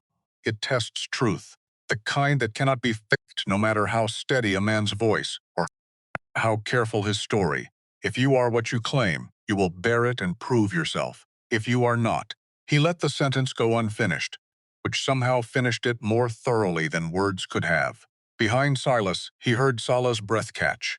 Father, this is not necessary. I have already told you. You have told me what you believe. Elon said gentle now, though the gentleness didn't soften the iron underneath it. I do not doubt your belief, daughter. I doubt only that belief, born from weeks, alone with a man who saved your life, is the same as certainty. Certainty I owe to this whole band, not only to you. Sala's jaw tightened. The same fear set Silas had seen the very first night. Knife raised, fever, burning, refusing to yield an inch of ground she believed was hers to hold. But she said nothing further. Some things, apparently, even she couldn't argue past. Silas looked between them, father and daughter, both of them carrying the same iron beneath gentler faces, and found, somewhere in himself, a steadiness he hadn't expected to have ready. Tell me what the trial requires, he said. I'll stand it, whatever it is. Something flickered across Elan's face. Not quite surprise. Something closer to the beginning of respect, still cautious, still withheld, but present now where it hadn't been a minute before. Tomorrow, at dawn, Elan said. You will fast through the night. No food, no water, no sleep you allow yourself willingly. At first light, you will stand in the center of this yard, unarmed, while my warriors surround you with weapons drawn and ready. You will not move. You will not speak unless spoken to. You will not flinch no matter how close the blade comes, no matter how long the silence stretches. A man who is lying carries his lie in his body, in the sweat, the shaking, the eyes that cannot hold still. A man telling truth can stand through anything, because he has nothing inside him fighting to get out. His eyes held Silas's, flat, immovable. It is not cruelty, Silas Barrow. It is only truth given room enough to show itself plainly. And if I stand it, then you have proven what words alone cannot. And we will speak further about what comes next, for my daughter and for whatever this a gesture, taking in the ranch, the yard, the whole strange, fragile thing that had grown up between two people who should never have crossed paths at all. Whatever this has become between you, and if I can't stand it. Ilan's silence answered more clearly than words would have. Tala moved then, closing the last of the distance between herself and her father, and the words that passed between them were quiet or urgent, entirely in a language Silas couldn't follow, but the shape of her hands, pleading, and the shape of Elan's face, unmoved, told him everything the words themselves withheld. She was fighting for him, and she was losing, at least on this particular point, against a will as immovable as her own. Finally, she turned back to Silas, something raw and frightened showing plain on her face for the first time since he'd known her. You do not have to do this, she said. Low. Only for him. There is still time to ride. We could find another— No, he said. Simple, certain, in a way that surprised even him. Your father's right. Words are cheap. I've spent 4 years finding out exactly how cheap. Watching a man's easy talk cover up an order that got people killed who never deserved it. He held her gaze, steady. If standing still in a yard for a morning is what it takes to prove I'm not that same kind of man, then I'll stand it. Every hour of it, if that's what's required. Something in her face broke open, just slightly, just enough to show him what lived underneath the fierce composure she carried for everyone else. You are a stubborn man, Silas Barrow. Been told that before, usually by you. The night that followed was the longest of his life, and he'd lived through some long ones. No food, no water, though his throat had gone dry as the basin itself by midnight. No sleep, though exhaustion pulled at him in slow, dragging waves. He fought back, with nothing more than sheer refusal. Tala sat, with him, through most of it, on the porch steps, neither of them speaking much. The warriors' campfires, burning low and steady, in a wide ring, around the property like a constellation, come down to sit on the earth itself. Why does this matter so much to you? He asked. Somewhere past midnight, his voice gone rough with thirst. The trial. Why not just tell them what you know and be done with it? Because what I know is not the same as what they need to see. She was quiet a moment, watching the nearest fire burn.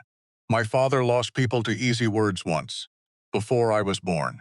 A treaty, signed, broken within a season. Since then, he trusts nothing that comes only from mouth. He trusts what a body cannot lie about.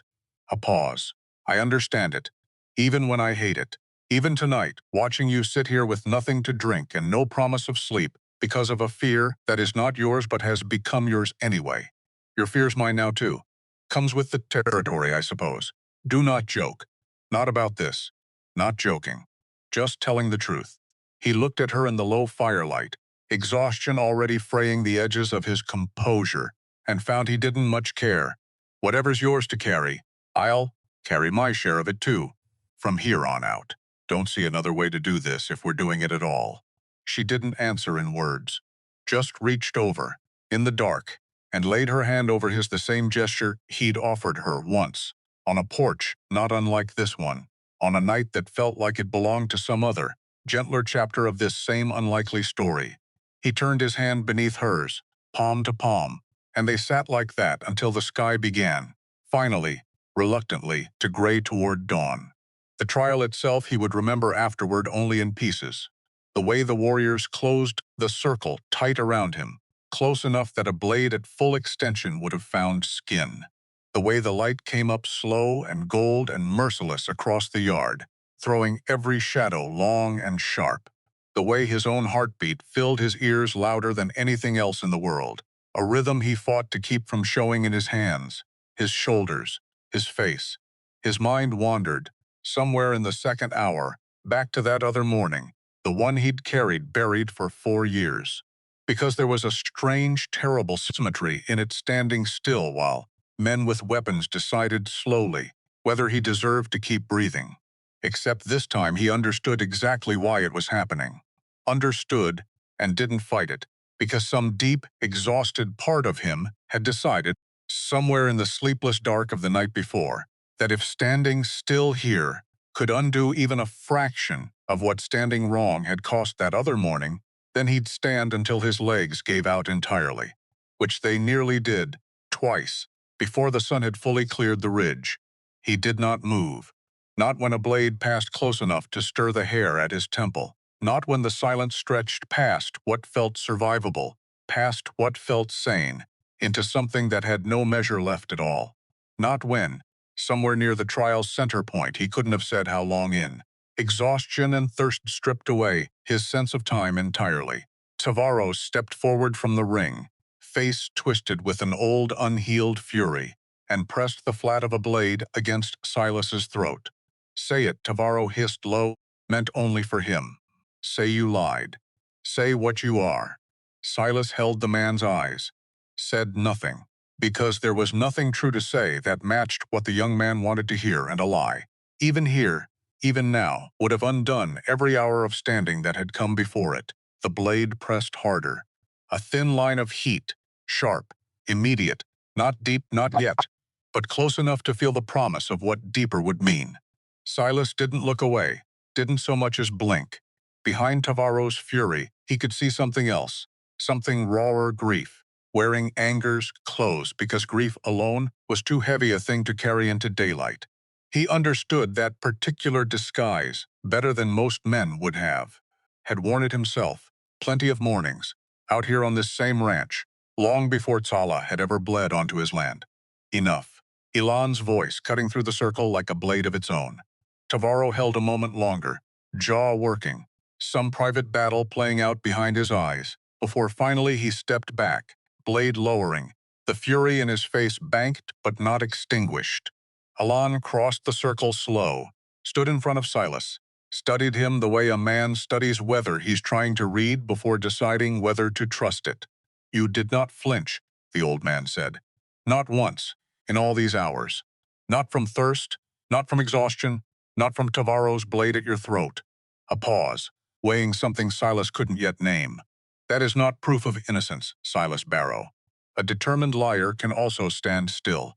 But it is proof of will, and will, joined to the words you spoke yesterday, is enough for me to extend what my people rarely extend to a man of your color, which is time."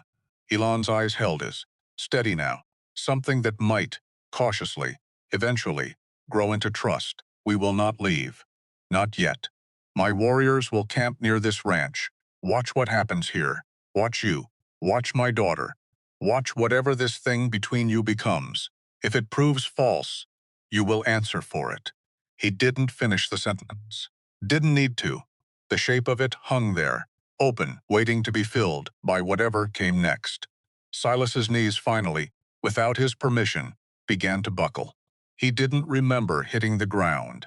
Remembered only Sala's hands catching him, her voice close and urgent and frightened in a way she'd have denied later if he'd ever brought it up, and the taste of water, someone's water skin, pressed to his lips, cool and impossibly sweet after a night and a morning of denying himself even the thought of it. "You are a fool," she said, kneeling over him in the dust, one hand braced against his chest like she meant to hold him together through sheer force of will. "A stubborn, reckless fool, Silas Barrow." Heard that, he managed, recently, from a reliable source. Despite everything, the exhaustion, the thin line of blood still drying at his throat, the whole impossible morning behind them. She laughed. Short, startled out of her by relief more than humor. And the sound of it, more than the water, more than anything, was what finally let him close his eyes and rest. He slept most of that day, deep and dreamless, and woke near dusk to find the ranch transformed. Cook fires dotted the perimeter where warriors had made camp, unhurried, watchful, a presence that felt less like siege now, and more like something closer to vigilance. Tala sat beside his cot when he woke, and beyond her, framed in the cabin doorway, Alon stood watching the sunset with the particular stillness of a man, turning something difficult over in his mind. How long was I out? Most of the day. You earned it. She helped him sit, pressed a cup of water into his hands, watched him drink it before she spoke again. My father has agreed to camp near the ranch, not because he trusts you fully yet, because he wishes to see for himself what this becomes, over days, rather than trust a single morning's trial alone. Seems fair. It is more than fair. It is more than I expected, if I am honest. She sat beside him, some of the day's tension finally easing from her shoulders. You surprised him, Silas Barrow. Do not expect that to happen often. My father is not an easy man to surprise. Takes after his daughter, then. Do not flatter me while you are still too weak to properly enjoy my response to it.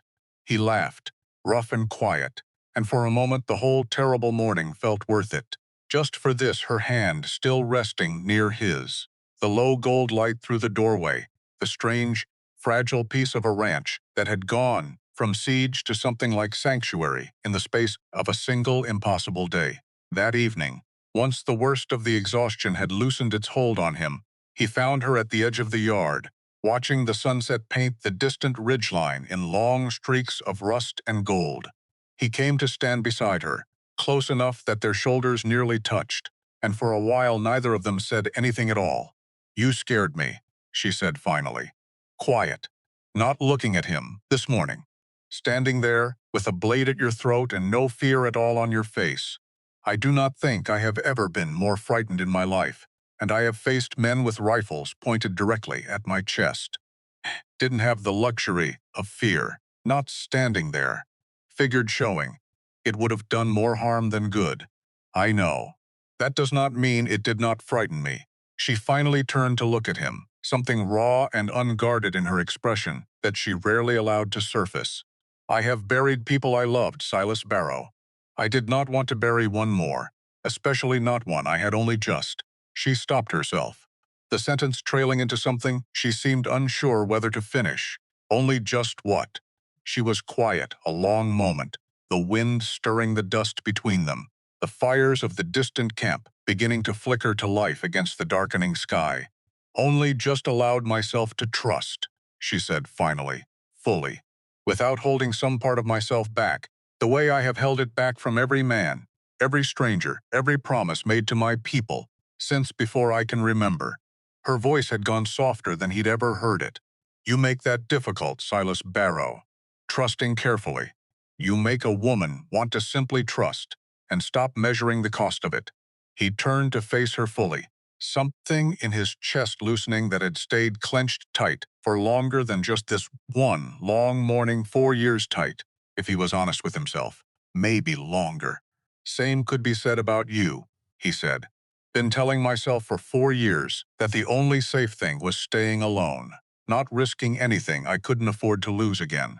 He reached out, slow, and brushed a strand of hair back from her face, the gesture more careful than anything he'd done with his hands, in longer than he could remember.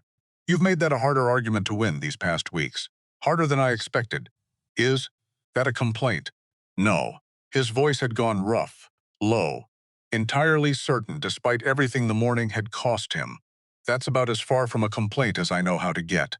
She leaned into him then, slow, deliberate, giving him every chance to step back if that wasn't what he wanted, and he didn't step back, not an inch, closing the last of the distance between them until her forehead rested against his, both of them breathing the same charged, quiet air. Silas. Yeah. If you had said the wrong thing this morning, if Tavarro's blade had pressed even slightly harder, didn't, won't, Not planning on going anywhere, Tsala. Not now. Do not make promises a man cannot keep. Wasn't planning on making a promise I didn't intend to keep. He held her gaze, steady, certain. Whatever's coming, Drummond, the Marshal, whatever this territory throws at us, next I mean to still be standing here when it's done, beside you. That's the whole of the promise, and I intend to keep every word of it. She didn't answer in words, simply closed the last small distance between them, her lips finding his soft and certain in the fading gold light, and for one long, suspended moment, the whole terrible morning, the whole uncertain future still waiting somewhere south on that empty road, fell away entirely, leaving only this two people who'd found, against every reasonable expectation, something worth risking everything to protect. When she finally pulled back, something had shifted permanently between them, settled into place the way a fence post settles, once it's been set true and packed tight enough to hold against any wind the desert could throw at it. Well, she said, a little breathless, a little unsteady in a way that suited her rarely. That is one way to end a difficult day. Got any objections to it becoming a habit? None that I intend to voice. The ghost of her almost smile finally became a full one, warm and unguarded in the dying light. None at all. Silas Barrow. The good feeling carried them 2 full days before the ranch's harder business caught up with it again. It was 2 evenings later, the campfires burning steady around the property, Elon and a handful of the elder warriors, seated with Silas and Tsala around the porch, in a loose, careful circle of conversation still finding its shape, when the subject finally turned to the man who'd started all of it. You said a name, Elan said, watching Silas closely. The day you told your story. A colonel running the bounty hunters. You knew this man before. Silas felt the old, familiar cold settle back into his chest, served under him. Years back, tell me of that service. He hesitated, because this was the door he'd kept shut for 4 years, and opening it here, now, in front of a man who'd already shown he trusted bodies more than words, felt like standing back in that dawn circle all over again, blade at his throat, nothing to hide behind but the plain truth of himself. There was a village, he said finally, slow, each word dragged up from somewhere deep and long buried, though he kept it shorter. This time Tsala already carried the weight of it, had carried it since the night he'd first spoken the shape of it to her alone. South of here, years back, before this territory had half the towns it does now. Drummond gave the order. I followed it. Didn't stop what came after. His jaw tightened. That's the whole of it, far as words can carry it. Tsala knows the rest. The circle had gone very still. Elon's face, in the firelight, had gone unreadable in a new way, not the flat, measuring look from the trial, but something deeper, older, touched with a grief that predated this conversation by years. I know of this village, Elon said quietly. Word of it reached us long ago. Reached every band within 100 miles in time. We did not know the name of the officer who ordered it, only that he was never punished, that the army called it something other than what it was, and let him go on serving, and let him go on rising, until the day he decided there was more money in hunting us for a territory than there was in wearing a uniform for one. Silas's stomach turned over slow and cold. You knew Drummond was the one. We suspected. We did not know, not with certainty until tonight. Elan's eyes held his, steady weighing something new. Now, this changes what I believe is happening here, Silas Barrow.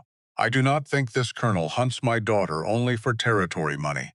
I think he hunts anyone near this ranch because he has learned, somehow, that you are here. And a man who ordered what he ordered has every reason in the world to want Silent forever, the one soldier still living who could stand in front of a courtroom and say exactly what he saw that morning.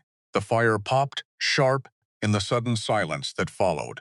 Tsala had gone very still beside him, and when Silas finally looked her way, he found something complicated moving behind her eyes, not anger. Not exactly, though anger lived in there somewhere too.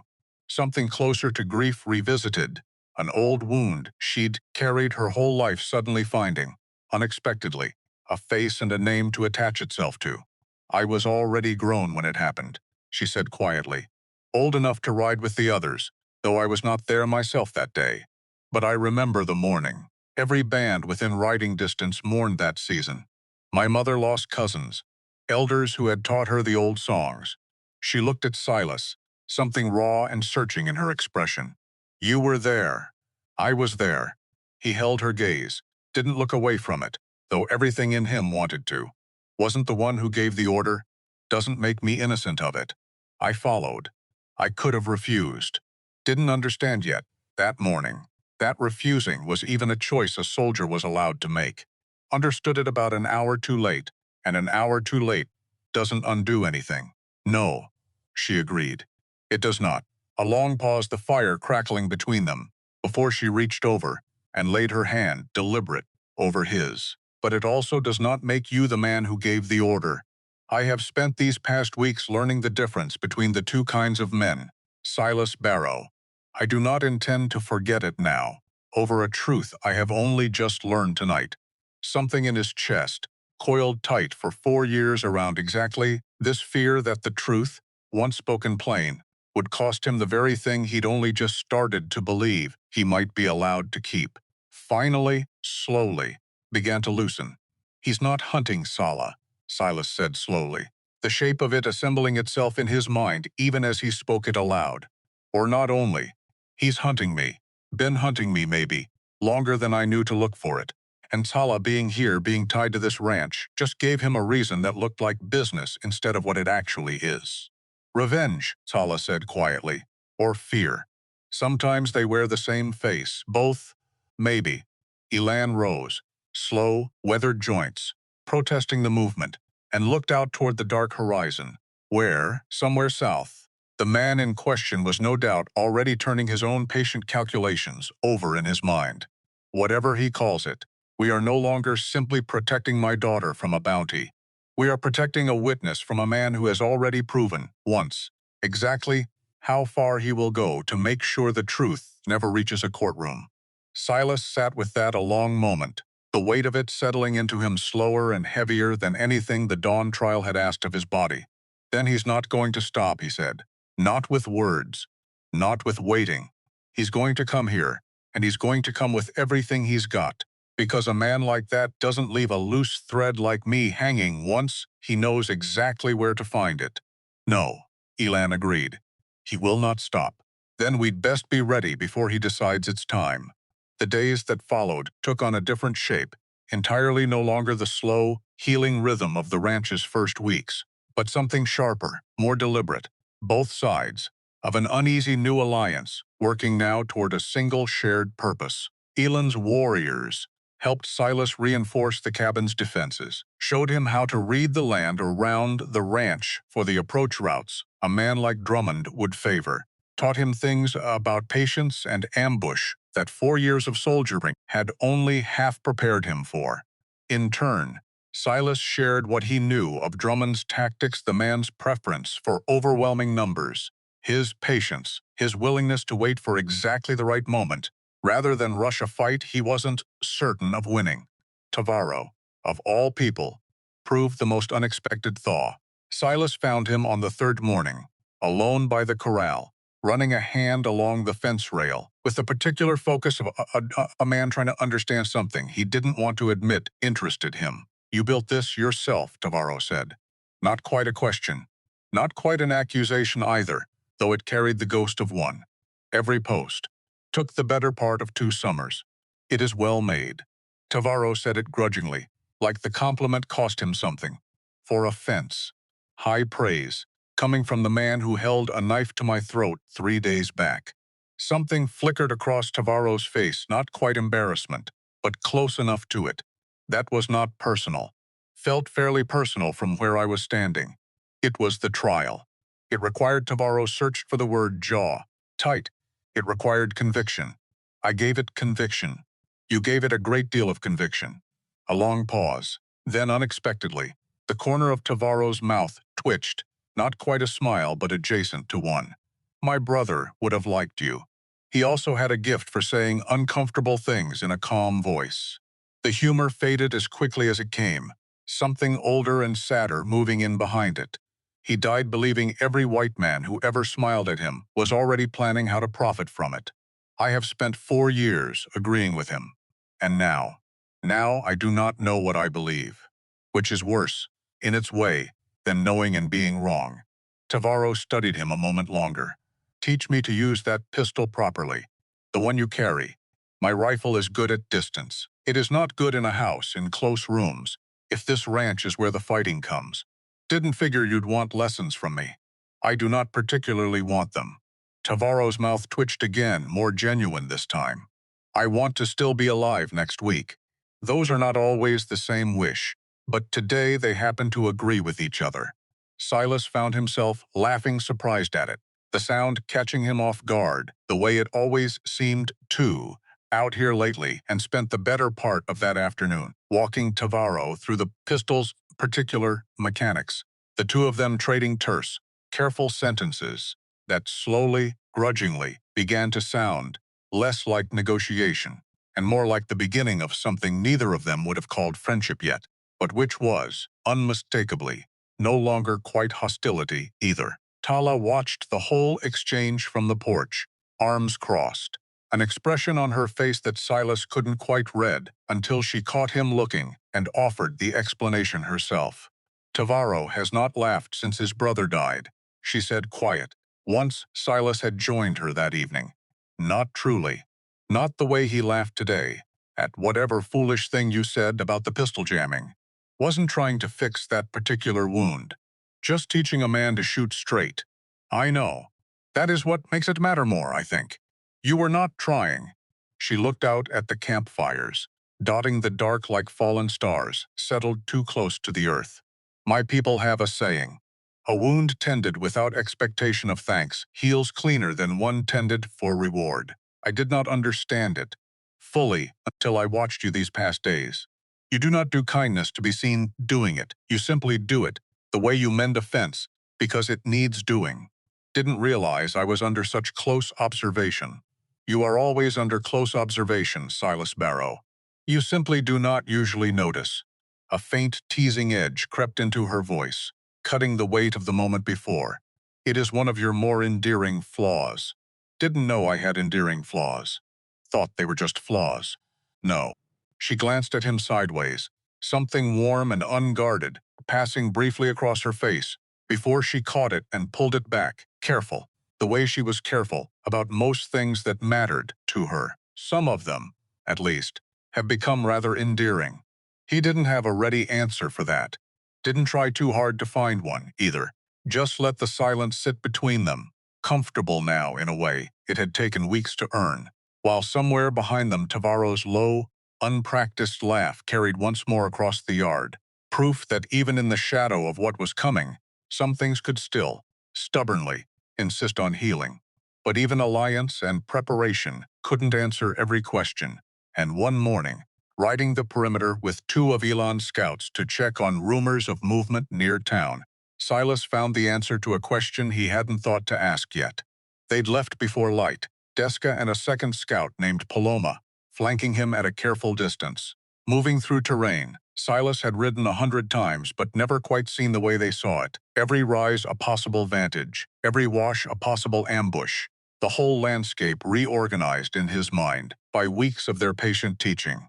They'd stopped at the edge of Coyote Wells's outskirts, close enough to watch the town's morning business without being seen doing it, when one of the scouts, Deska, quiet, sharp-eyed, a man who'd said perhaps 10 words total since Silas had met him, nudged his horse forward and pointed, wordless, toward the jailhouse. Marshal Otis Reeve stood on the jailhouse steps, deep in conversation with two men Silas recognized instantly, even at this distance, by the particular careless confidence of their posture. Drummond's hired guns. And in the marshal's hand, plain as anything, a leather satchel changing owners passed from one of the hired men into Reeves' keeping, the marshal's own posture shifting, subtly, gratefully, in the way of a man accepting something he'd been expecting, and was glad, finally, to have delivered.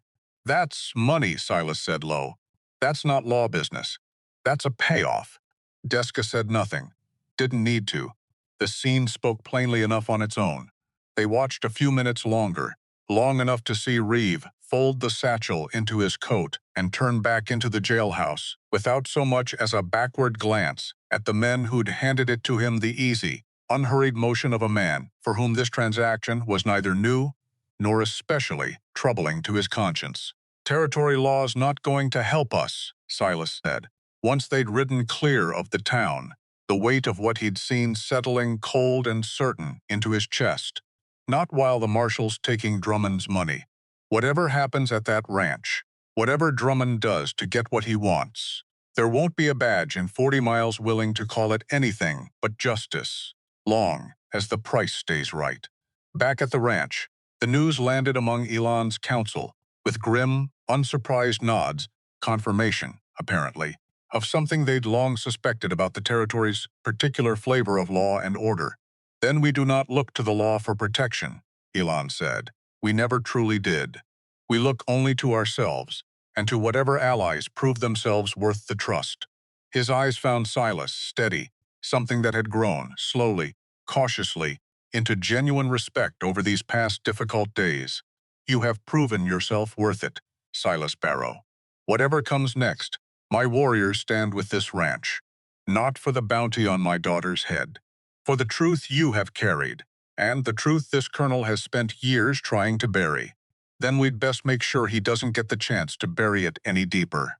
It was 3 nights later that the warning came. A single scout, one of Elon's youngest, riding in hard and hot from the southern approach, his horse lathered white with the pace he'd set. Silas was at the fire with Tala and Elon, when the young man half fell from his saddle, breath heaving, words tumbling out too fast in his own language, before he caught himself and forced them deliberate into English for Silas's benefit. Riders, many, coming from the south, moving fast, no attempt to hide their approach. The scout's eyes were wide, urgent. The colonel rides with them. I saw his horse, his coat, from the ridge above the wash. They will reach this ranch before dawn. The fire crackled in the sudden, absolute silence that followed. Silas rose slow, every old soldier's instinct in him snapping into focus at once, the exhaustion and uncertainty of the past days burning away into something colder and more useful. How many? He said. 30, perhaps more. Rifles, all of them. Some on horseback. Some scout hesitated, searching for the word some with the long guns. The kind that fire many times without reloading. Repeating rifles. Silas's jaw tightened. He's not coming to talk this time. No, Elan agreed, already rising, already turning to call the warning through the camp in a voice pitched to carry, urgent, sharp, every warrior within earshot, moving instantly from rest into readiness. He is coming to finish what he could not finish 4 years ago. Salah's hand found Silas's arm, gripping tight, her eyes holding his with a fierce, steady certainty that had nothing of fear in it, only resolve. Then we will not let him, she said. No, Silas agreed, already moving toward the cabin, toward the rifle he'd cleaned and reloaded a dozen times these past uneasy days, toward whatever the next few hours were going to demand of every soldier's instinct he'd spent 4 years trying to bury alongside everything else. We won't. The next hours passed in the particular, focused blur of preparation that Silas remembered from his soldiering days and had hoped, fervently, never to need again. Elan's warriors took positions along the ridge lines and the rock outcroppings that ringed the property, using the terrain the way Tala had once taught him to read tracks, seeing what the land offered before the land had to be asked twice. Silas worked the cabin's defenses with the 2 elder warriors who'd become, over these strange days, something close to comrades, reinforcing the door, clearing lines of sight, positioning what few defensible points the small ranch actually offered. Tala moved among the wounded in advance, laying out what medicine and bandage cloth she had, her face set in the same fierce calm he'd first seen the night she'd held a knife to his throat and dared him to prove himself worth trusting. You should stay back, he told her once, passing her on his way between positions, behind the ridge line, with the ones tending the horses. She looked at him like he'd said something genuinely foolish. I am a warrior of this band, Silas Barrow, healer or not. I did not survive an arrow and a bullet to hide. behind a ridge, while the man who put them there comes to finish the work. Wasn't asking you to hide, was asking you to stay alive. Then trust that I intend to do both fight and stay alive at the same time. It has worked for me so far. He didn't have an answer for that, and didn't try to find one. Just reached out, brief, and pressed his hand once against hers, before duty pulled them both back toward their separate posts, a promise made without words, the only kind either of them had time left to make. In the last hour before dawn, Silas found himself alone at the cabin window, rifle checked and rechecked, the whole ranch gone quiet around him. In that particular held-breath way that always came right before everything broke loose. Because this was it. Whatever came after this morning, whatever this ranch became or didn't become, it started here, in this window, in these next few hours. He thought of Rebecca briefly, the way he still did sometimes in quiet moments, not grief exactly anymore, just a kind of gentle acknowledgement, a door he'd learned to open, without it costing him the way it used to. She'd have liked Sala, he thought, would have approved, probably, of a woman who could out-argue him on every point, and still make him laugh doing it. And he thought of the village, the one he still couldn't name out loud, even now, even after finally speaking its shape to Elan's fire circle, 2 nights back. Thought of the years he'd spent building silence around it like a wall, telling himself the wall was protection when it had only ever been a cage, which was the strange thing about walls, he supposed. A man built them to keep the bad things out, except sometimes, without ever quite noticing the moment it happened, they started the good things out too, until one wounded woman bled onto his land and forced the whole careful structure to finally, necessarily, come down. He didn't regret it. Not the wall coming down, not any of the weeks since, not even this, the cold rifle in his hands. The dawn light just beginning to gray the eastern sky. The particular terrible certainty that men were about to die on his land. Some of them because of choices he'd made 4 years back and never managed to undo. Because there wasn't a version of this morning that didn't cost something. There was only the choosing of what exactly a man was willing to pay it for. He was willing. Fully, finally, without the old hesitation that had haunted every choice he'd made since that first terrible morning. Salah's shape moved past the window, checking her own position along the eastern wall, and their eyes met briefly across the dim cabin, no words needed, none required, just the simple steadying fact of each other, present, ready, unwilling to face whatever came next alone.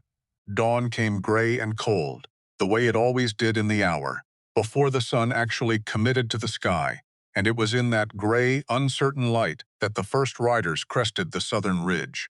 Drummond rode at their center, unhurried as ever, flanked by rows of hired guns, whose faces Silas didn't recognize, and whose intentions needed no introduction. Behind them, further back, a second group moved with the particular discipline of men who'd done this kind of work before territory sanctioned, likely, given cover and cause by a marshal, already well paid to look away from whatever happened next. Silas watched from the cabin window, rifle steady in his hands, and felt the old, cold stillness of soldiering settle over him one final time. "This is it," he murmured, more to himself than to anyone listening. Beside him, crouched at the second window, with her own rifle ready, Tala didn't look away from the approaching line. "Yes," she said, "this is it." The first shot, when it came from Drummond's side, a single crack, testing, deliberate, striking the porch rail a foot from where Silas had stood not 30 seconds before. And in the silence that followed it, brief and absolute, Silas understood with total cold certainty that whatever peace this ranch had found these past strange weeks was about to be paid for, in full, in the only currency Drummond had ever truly understood. Then the second shot came, and the third, and within moments, the whole gray morning had dissolved into gunfire and shouting, and the particular, terrible chaos of a fight neither side intended to lose. Elan's warriors met the first wave from the ridge lines, arrows and rifle fire both, driving back the leading riders before they could close the last open ground toward the cabin.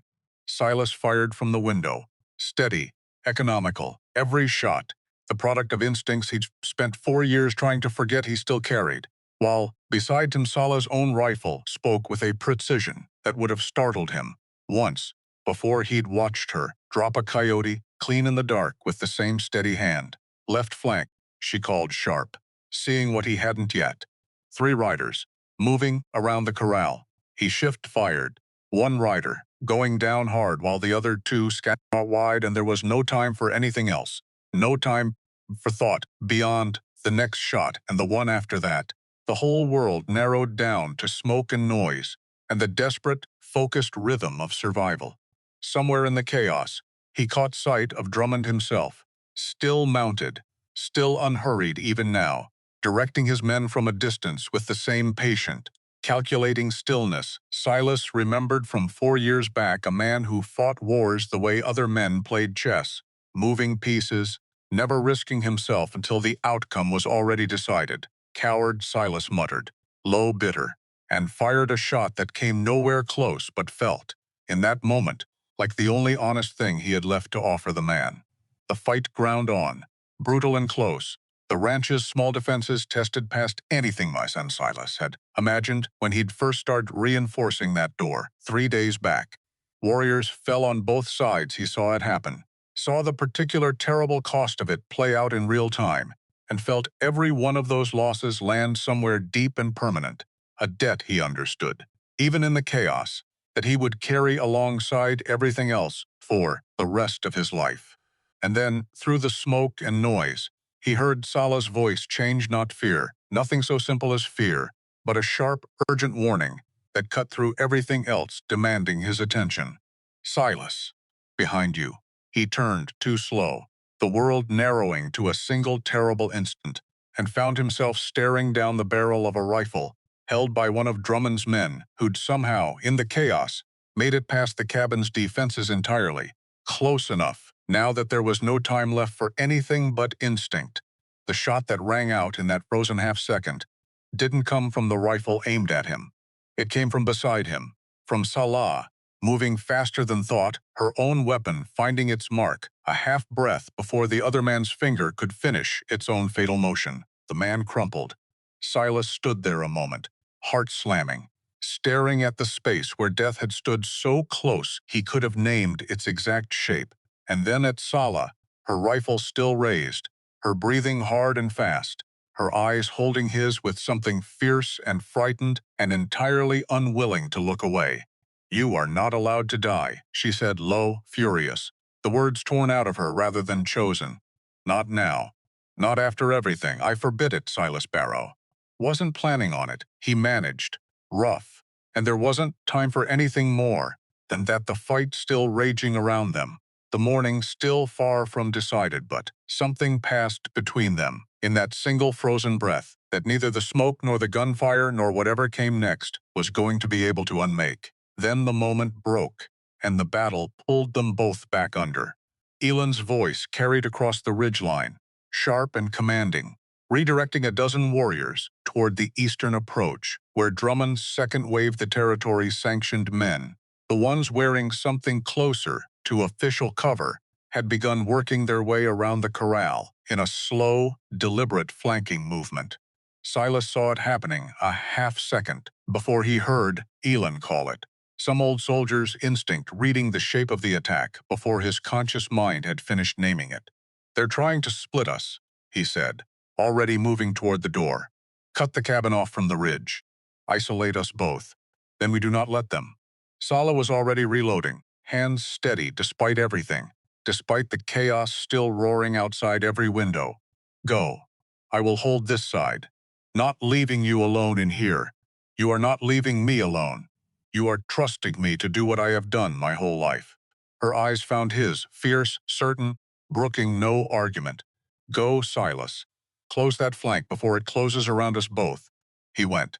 Outside, the morning had become something almost unrecognizable. From the quiet gray dawn it had started as smoke drifting low across the yard, the sharp, percussive crack of rifle fire from a dozen directions at once, the particular controlled chaos of men and horses moving through a fight that had long since stopped following anyone's plan in full. Silas found Tavaro pinned behind the water trough, pistol the same.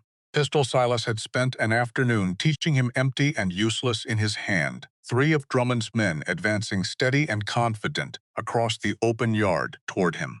Reload, Silas shouted, dropping beside him, already firing past Tavaro's shoulder to buy the half-second the young man needed.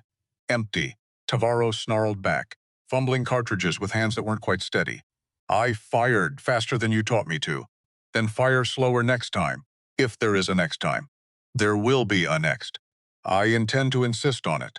Despite everything, despite the smoke and the noise, and the very real chance that neither of them would see the sun much higher than it currently sat, Silas found himself almost laughing the particular absurd gallows humor that only ever showed up in men who'd decided somewhere underneath the fear that they weren't ready to stop fighting yet. They held the trough together, two men who 3 days back had been strangers wearing each other's old griefs like armor. And between Silas's rifle and Tavaro's freshly reloaded pistol, the three advancing men found considerably less confidence than they'd started with, breaking off, scattering back toward the tree line where the rest of Drummond's second wave had begun, visibly, to falter.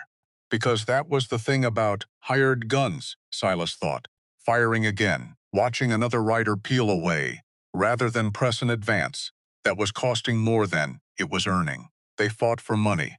And money, unlike the thing that drove Elan's warriors, unlike whatever drove Silas himself these days, had a way of losing its appeal fast once the actual cost of collecting it became clear. It was Drummond who noticed the shift first.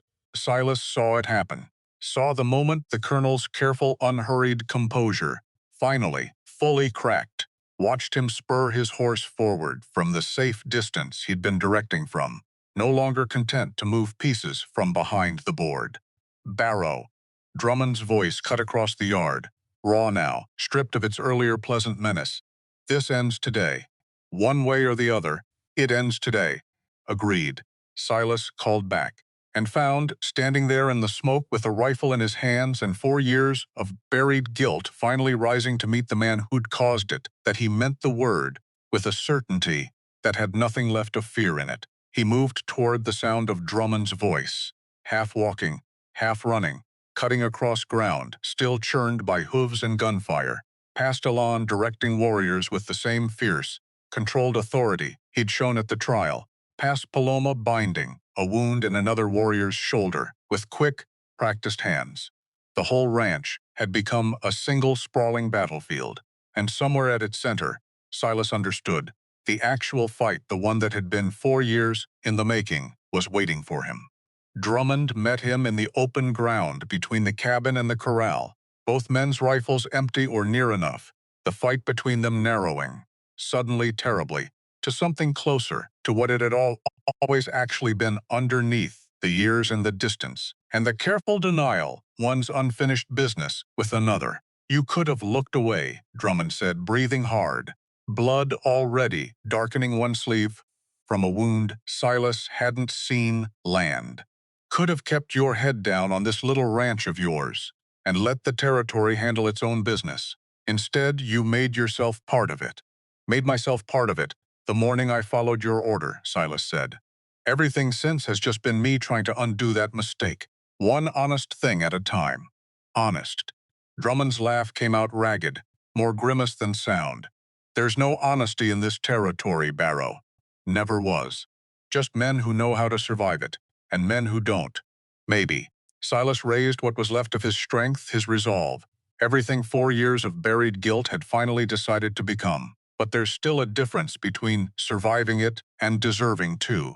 Drummond lunged not a shot, his rifle already spent, but the desperate, close motion of a man, out of better options, and Silas met it, the two of them grappling hard in the churned dust of the yard, old training and older fury both driving every motion.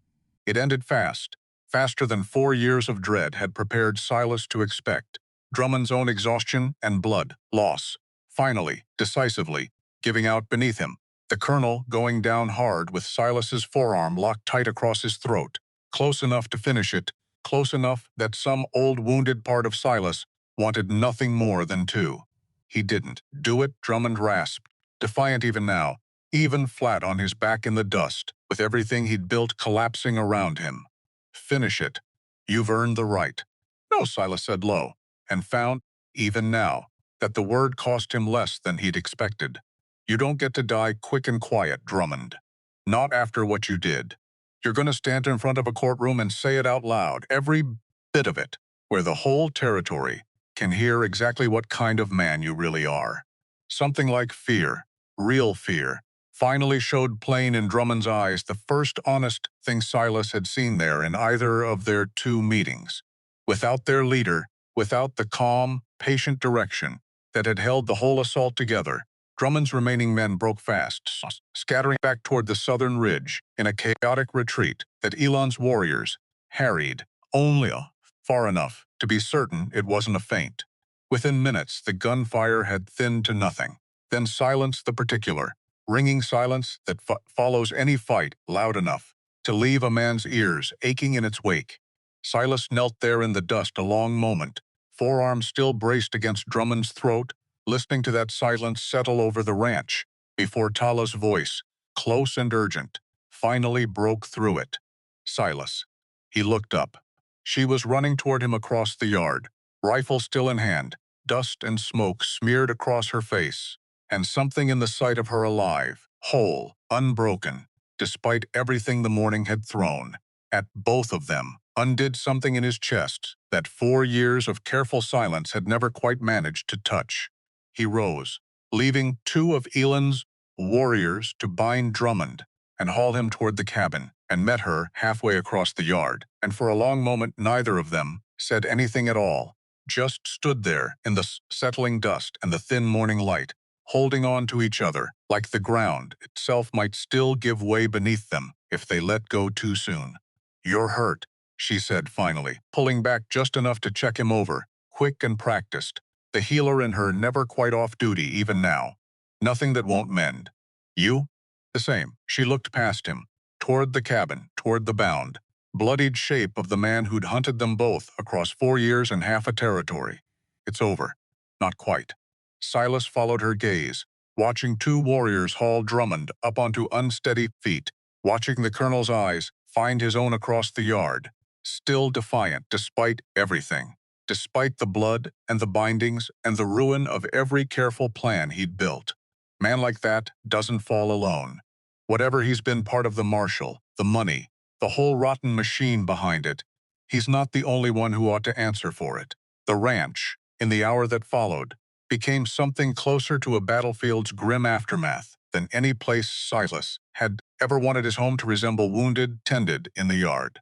The dead laid out with a solemn, careful reverence that Elon's people performed, with a grief-worn practice that told Silas plainly this wasn't the first cost this particular war had asked of them, and likely wouldn't be the last.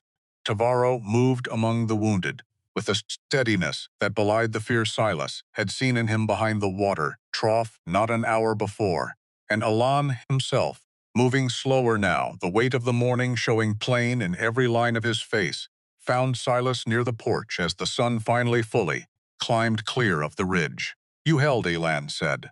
Simple, weighted with more than the 2 words alone could carry. "We held, together. Wouldn't have managed it any other way. No."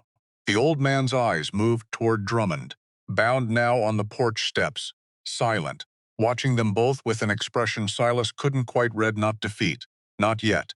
Something more calculating than that.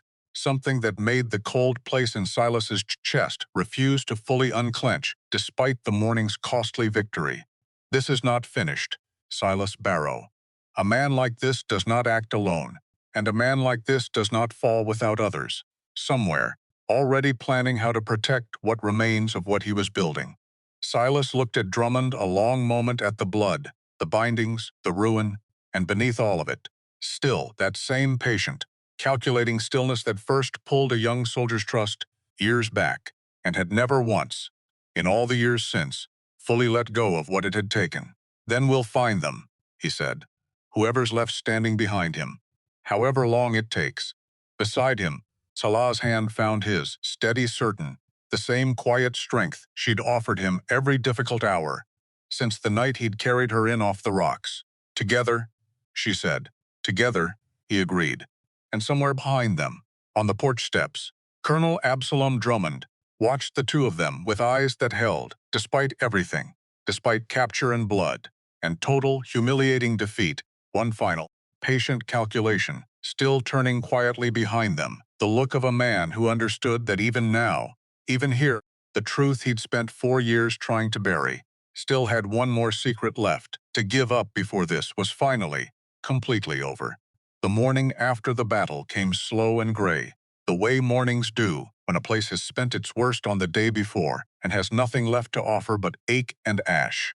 The smell of it lingered, longest, gun smoke gone stale, blood dried dark into dust that no rain had come yet to wash away, the particular metallic tang that Silas remembered from another lifetime and had hoped never to breathe again on his own land. He moved slow through the yard that morning, every joint protesting the previous day's violence, and found himself pausing more than once, just to listen to the ordinary sounds, still somehow persisting. Underneath everything, a horse shifting in the corral, wind working through the split fence rail, the low murmur of Elan's people tending their own in the pale early light.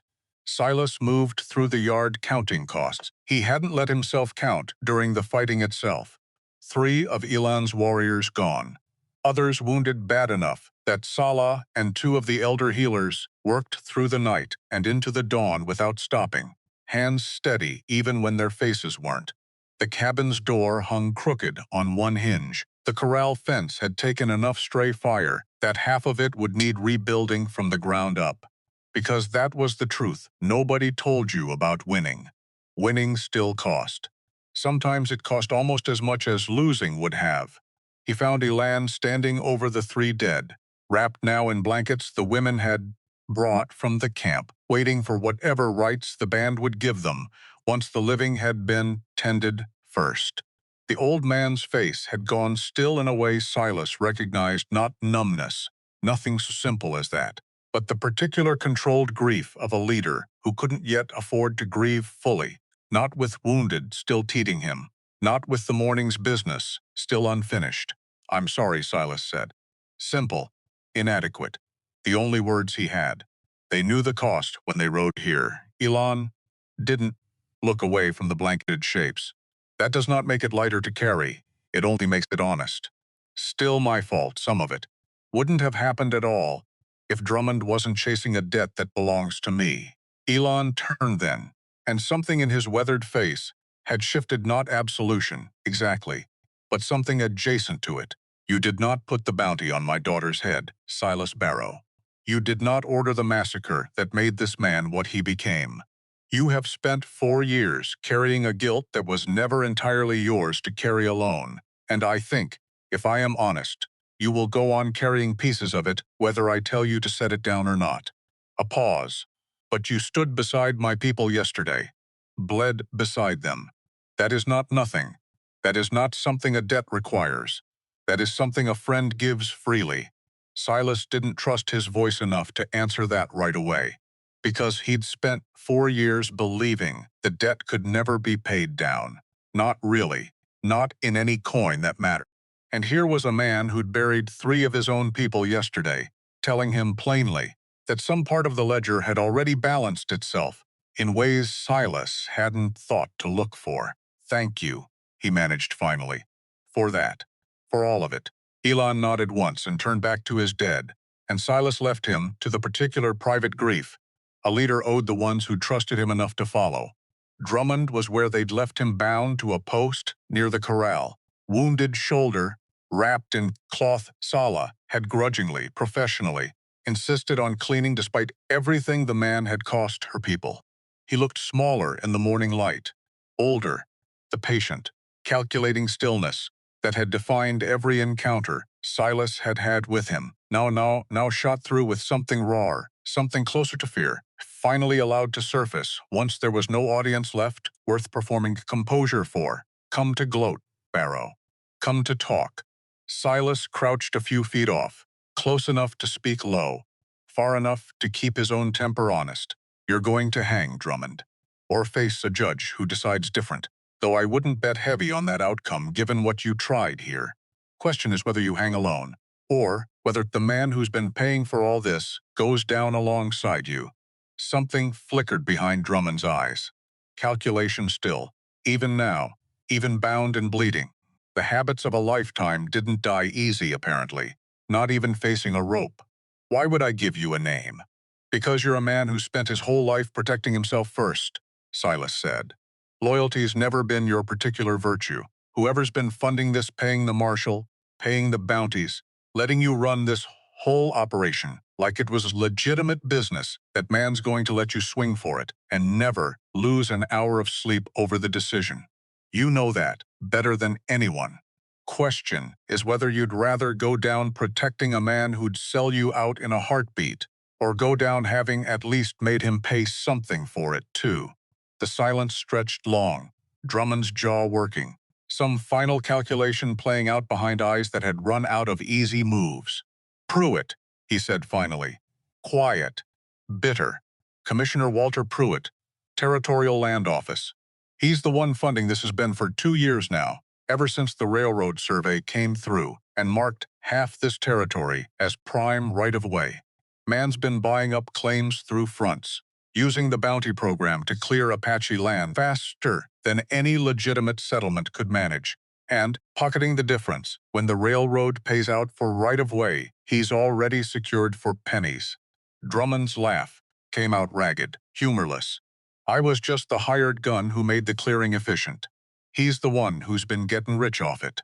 Silas sat with that a long moment, the shape of the whole rotten machine finally, fully visible, not one man's private cruelty, but a system greed wearing the mask of territorial expansion, an entire economy built on land taken by force and dressed up afterward in the language of progress.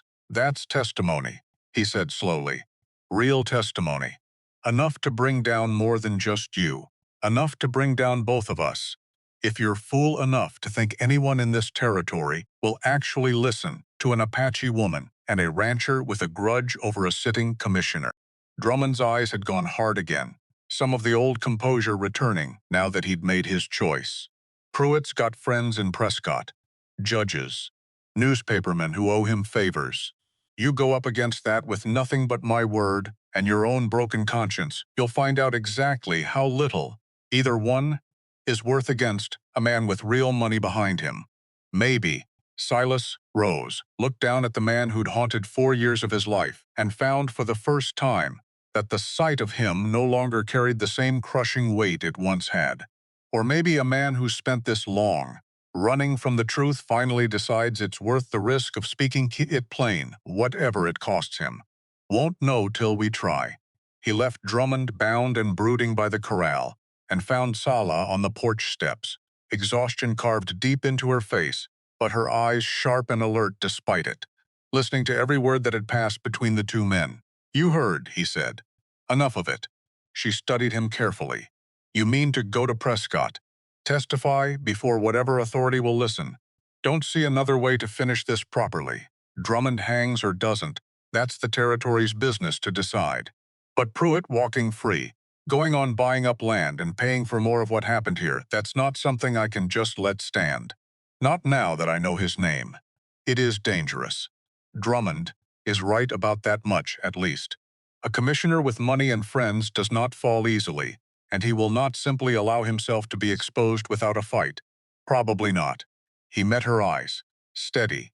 Doesn't change what needs doing.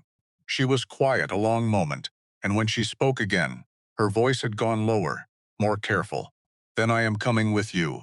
Salah do not, her chin lifted, the same fierce, immovable set he'd first seen, the night she'd held a knife to his throat.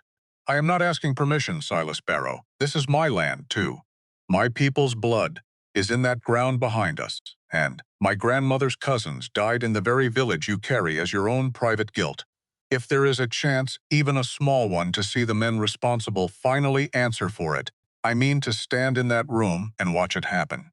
He didn't argue further. Had learned, these past weeks, exactly how much good arguing with her actual did, which was to say, none at all and less than none. when her mind was already fully made. "Then we go together," he said. "Together," she agreed. "As it has been since the beginning, whether either of us planned it that way or not." They left 3 days later. Once the wounded had stabilized enough to spare Sala's steady hands. Once Alan had pledged a small escort to Varro among them, insisting with a stubbornness Silas was beginning to recognize as a family trait shared across the whole band, not merely Sala's alone to see them safely, as far as the territorial road allowed.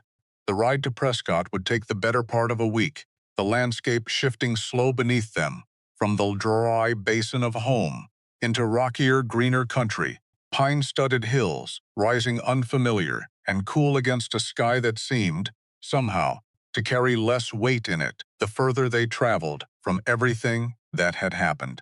They made camp the second night in a shallow canyon, the fire small and carefully shielded, Tavaro and the other 2 escorts taking turns at watch while Silas and Tala sat close beside the low flames, neither of them quite ready for sleep despite the day's hard travel.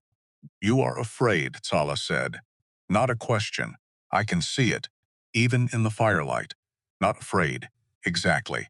Just," he searched for the shape of it, the particular knot that had sat in his chest since Prescott's outline had first become the plan. 4 years I spent making sure nobody ever asked me about that morning. Now I'm riding toward a room full of strangers, fixing to tell the whole territory exactly what kind of man I used to be. You are not the same man. Maybe. Doesn't change what I did, though. What I didn't stop." He stared into the fire, the old familiar guilt stirring, sharper now with the actual telling so close at hand. Man walks into a room and says out loud what he's spent years running from. That's a particular kind of frightening I haven't had much practice with. I know something of that fear. Her voice had gone quieter, more careful than he was used to hearing it. "Every time I have told you a piece of my own story, my role among my people, the reasons for the things I have done, I have felt some version of what you are describing. The fear that speaking a truth plainly might cost you something you cannot get back. And has it cost you anything, telling me?" She considered the question a long moment, firelight moving soft across her face. "No," she said finally. "It has only ever brought something closer, not driven it away. Perhaps that will prove true for you as well in that room in Prescott. Perhaps the truth, spoken plain after so long buried, costs less than the silence did." He turned that over, watching the fire, and found something in her certainty that steadied him more than any argument could have. "Been meaning to ask you something," he said, after a while. "About your people. About why a healer, a warrior both, ended up covering a retreat alone, willing to bleed out on some rocks, rather than slow the others down." Something shifted in her expression, not guarded exactly, but thoughtful, like she was deciding how much of a longer story to offer. "My grandmother trained me for more than healing and fighting," she said. "Since I was young enough to first hold a knife properly. She saw something in me, a patience, she called it, though I thought it stubbornness at the time, that she believed suited me for another purpose as well. She began teaching me the old ways of speaking between our people and outsiders, diplomacy, though we did not always have that word for it, how to stand between 2 peoples that mostly wished to destroy each other, and find, if such a thing existed, some narrow ground where both could survive without one erasing the other entirely. That why you covered the retreat instead of running with the others? Partly. My grandmother always said, a bridge is only useful if it survives long enough to be crossed. I have spent my whole life believing that survival mine specifically mattered beyond my own single life, because of what I might someday be able to build between our 2 worlds, if I lived long enough to attempt it." A faint, rueful smile. "I did not expect the attempt to begin with an arrow in my shoulder and a white rancher carrying me half-conscious across his saddle. But perhaps that is simply how bridges actually begin. Not gracefully, just necessarily." Silas sat with that, a long moment, something settling into place in his understanding of her that he hadn't fully grasped before, not simply a woman who'd chosen, somewhat by accident, to build a life with him on his ranch, but a woman who'd been prepared, deliberately, her whole life, for exactly the kind of bridging her grandmother had described.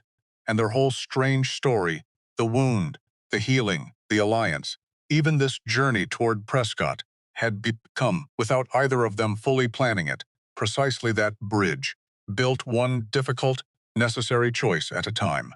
Your grandmother sounds like she'd have approved of this, he said finally, gesturing, vague, at the fire, the camp, the whole improbable shape of what they'd built together she would have. Salah's voice had gone soft, warm, touched with the grief that had long since settled into something closer to gratitude. She would have also told me, quite plainly, that I took entirely too long, recognizing what was standing directly in front of me.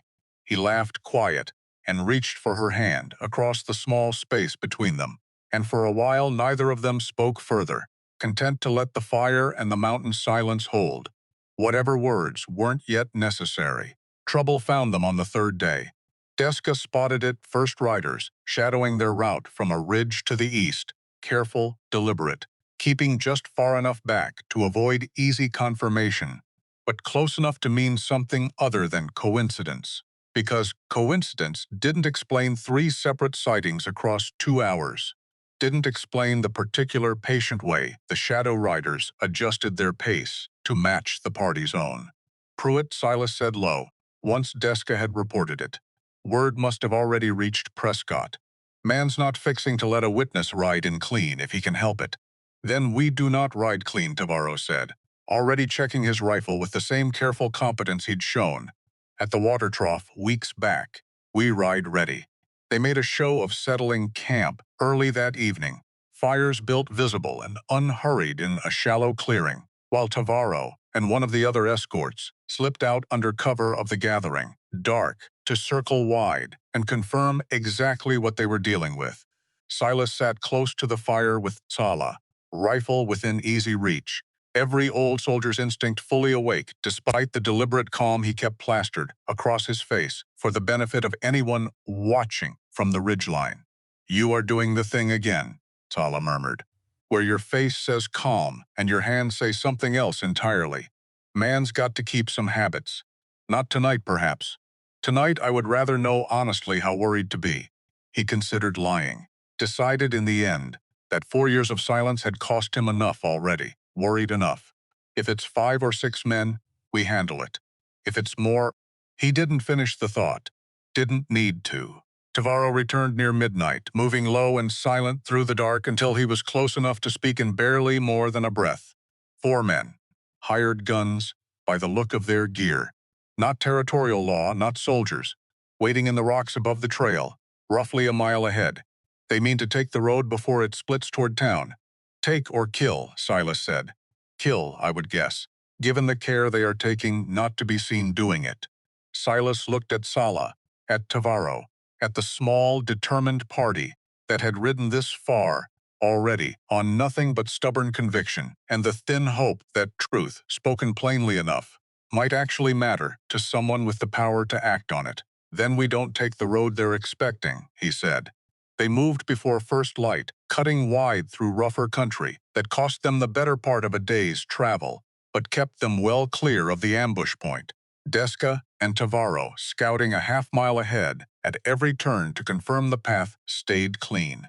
It was exhausting, careful work, the whole party moving with the particular tension of people who understood, now with total clarity, exactly how far Pruitt was willing to reach to keep his name out of any courtroom. They rejoined the main road only once they'd put enough distance behind them that the ambush point sat safely to the south, and Silas allowed himself, finally, a single long breath of something close to relief. That was close, he admitted, once they'd made a proper camp that evening, the immediate danger behind them. Closer than I would have liked, Sala agreed. But we are still riding toward Prescott. That is what matters most tonight. Man tries once, he'll try again. Then we will be ready again, as we were tonight. She reached for his hand, steady despite everything. You are not facing this alone, Silas Barrow. Whatever Pruitt sends after us, he is going to find considerably more resistance than he bargained for. Tavaro, settling by the fire with the particular exhausted satisfaction of a man who'd just spent half a day scouting rough country, seemed determined to lighten the mood regardless of what the day had cost them. "You should have seen your face," he told Silas, when Deska first reported the rider. "Like a man who had just discovered his prized bull had wandered into a neighbor's pasture. Didn't realize you were cataloging my expressions. Someone must.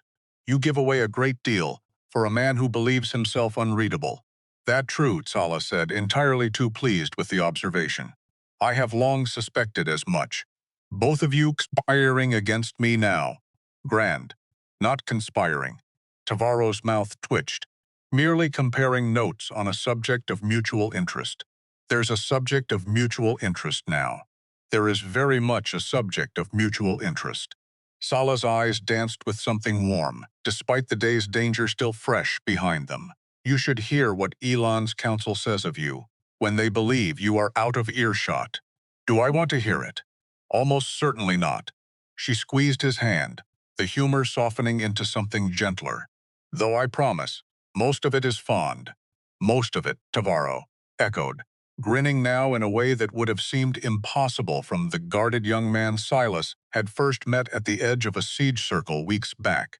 Despite the day's exhaustion, despite the very real danger still shadowing their path toward Prescott, Silas found himself laughing easy, unguarded, the particular relief of people who'd faced something frightening together and come out the other side, still capable of teasing each other about it. Prescott, when they finally reached it 6 days after leaving the ranch a day longer than planned, the detour around the ambush point having cost them, the difference felt like stepping into an entirely different territory than the one Silas had spent 4 years hiding in wider streets, taller buildings, the particular busy self-importance of a town that considered itself the seat of real power rather than a dusty waypoint between ranches. The territorial courthouse sat at the town's center, columned and imposing in a way that made Silas's stomach tighten the moment it came into view. "Second thoughts," Sala observed, watching his face. "Third and fourth thoughts, if I'm honest. Man doesn't walk into a place like that without wondering if he's about to make a mistake he can't take back. You are not walking in alone." "No." He looked at her, at Tavaro, and the 2 other escorts holding position, respectful distance back, at the whole unlikely alliance that had carried him this far. "Reckon I'm not." Getting an audience proved harder than the ride itself. 2 days of waiting, 2 days of careful, guarded conversations with clerks. Eyed Sala's presence with open suspicion, who found reasons polite, bureaucratic, entirely unconvincing to delay, to redirect, to suggest that perhaps the matter would be better handled through proper channels, whatever those channels happened to be that particular week. Silas watched the pattern of it with growing unease, because he recognized this particular kind of stalling. Had seen it before, in smaller forms, back when Drummond's words had first covering up things that should never have needed covering. Because bureaucracy, he was learning, could be its own kind of ambush. Slower than rifles, quieter than an arrow in the dark. But an ambush all the same, designed to wear a man down until he simply gave up and rode home with nothing accomplished. He wasn't riding home. They took rooms above a modest boarding house near the courthouse, Tavaro and the others camping just outside town, where their presence wouldn't draw the particular hostile attention a large Apache party might invite within Prescott's more crowded streets. The waiting gnawed at Silas in ways the actual danger of the ambush hadn't, a slower, more grinding kind of fear. The fear that truth, however plainly spoken, might simply not matter to a system built to protect men like Pruitt, regardless of what any single witness said. "You are pacing," Tala observed, the second evening, watching him wear a groove into the boarding house. "Floorboards. Man's entitled to pace. Waiting's worse than fighting, some days." "I have found that true as well." She rose, crossed to where he stood at the window, staring down at Prescott's busy evening street. "But we did not ride this far to be turned away by clerks, with delaying tactics. If this room does not grant us a hearing, we will find another that will." It was only through the intervention of a federal circuit judge passing through a stern, weathered man named Judge Harlan Cobb, who'd apparently crossed paths with Drummond's operation before and harbored his own long-standing suspicions about the territorial bounty program, that they finally secured a proper hearing. "Understand this," Cobb told them. In his cramped chambers the evening before the hearing, "Commissioner Pruitt is not a man without allies in this town. What you're proposing to say tomorrow will make you enemies that don't simply disappear because a hearing concludes. I need to know you understand that fully before I call either of you to testify." "Understood," Silas said. "Wouldn't have ridden 4 days to back out now." Cobb's sharp eyes moved to Tala. "And you, ma'am, understand that a courtroom in this territory does not always extend to an Apache. Witness the same weight it extends to others. I will do what I can to ensure your testimony is heard fully and fairly. I cannot promise every man in that room will listen with an open mind. I have spent my whole life speaking to men who did not wish to listen," Sala said, calm, unhurried. "I do not expect tomorrow to be different in that particular respect. I only require that my words be permitted into the record, spoken and heard, whatever any individual man in that room privately decides to make of them." Cobb studied her a long moment, something like genuine respect moving behind his tired eyes. "Fair enough. Tomorrow, then. 10 o'clock. Silas didn't sleep that night, didn't even try much, past the first hour of lying still and staring at a ceiling that wasn't his own. Because tomorrow he'd say it. All of it. Out loud. In a room full of strangers who'd carry the words out of that courthouse and into every corner of the territory before the week was through, which meant tomorrow everyone would know. Not just Elon's band, not just a handful of trusted faces around a campfire. Everyone. The whole territory would know exactly what kind of soldier Silas Barrow had once been, exactly what he'd failed to stop, exactly how many years he'd spent hiding from the telling of it, until the thought closed his throat up tight enough that he had to sit up in the dark just to breathe properly. Except, and this was the thought that kept circling back, stubborn, refusing to let the fear have the last word, except the alternative was worse, had always been worse.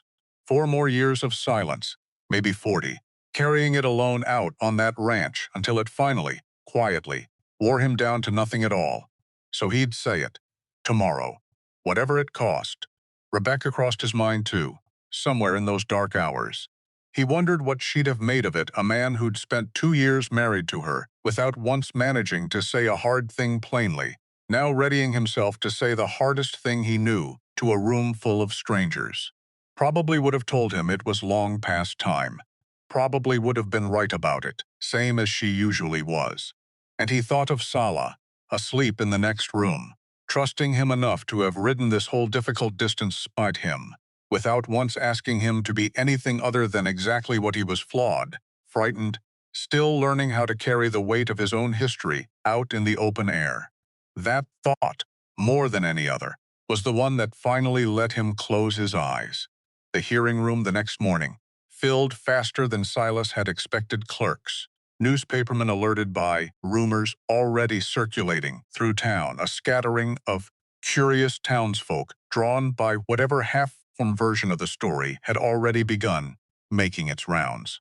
And near the front, seated with the particular, unhurried confidence of a man who still believed his money and his position would carry the day, sat Commissioner Walter Pruitt himself, silver-haired, well-dressed, watching the proceedings with an expression of mild, faintly amused patience that made something cold settle deep in Silas's chest the moment he laid eyes on the man. Judge Cobb called the hearing to order, and Silas found himself, moments later, standing before the assembled room with his hand raised, swearing an oath he intended, finally, after 4 years of fictional silence, to keep completely.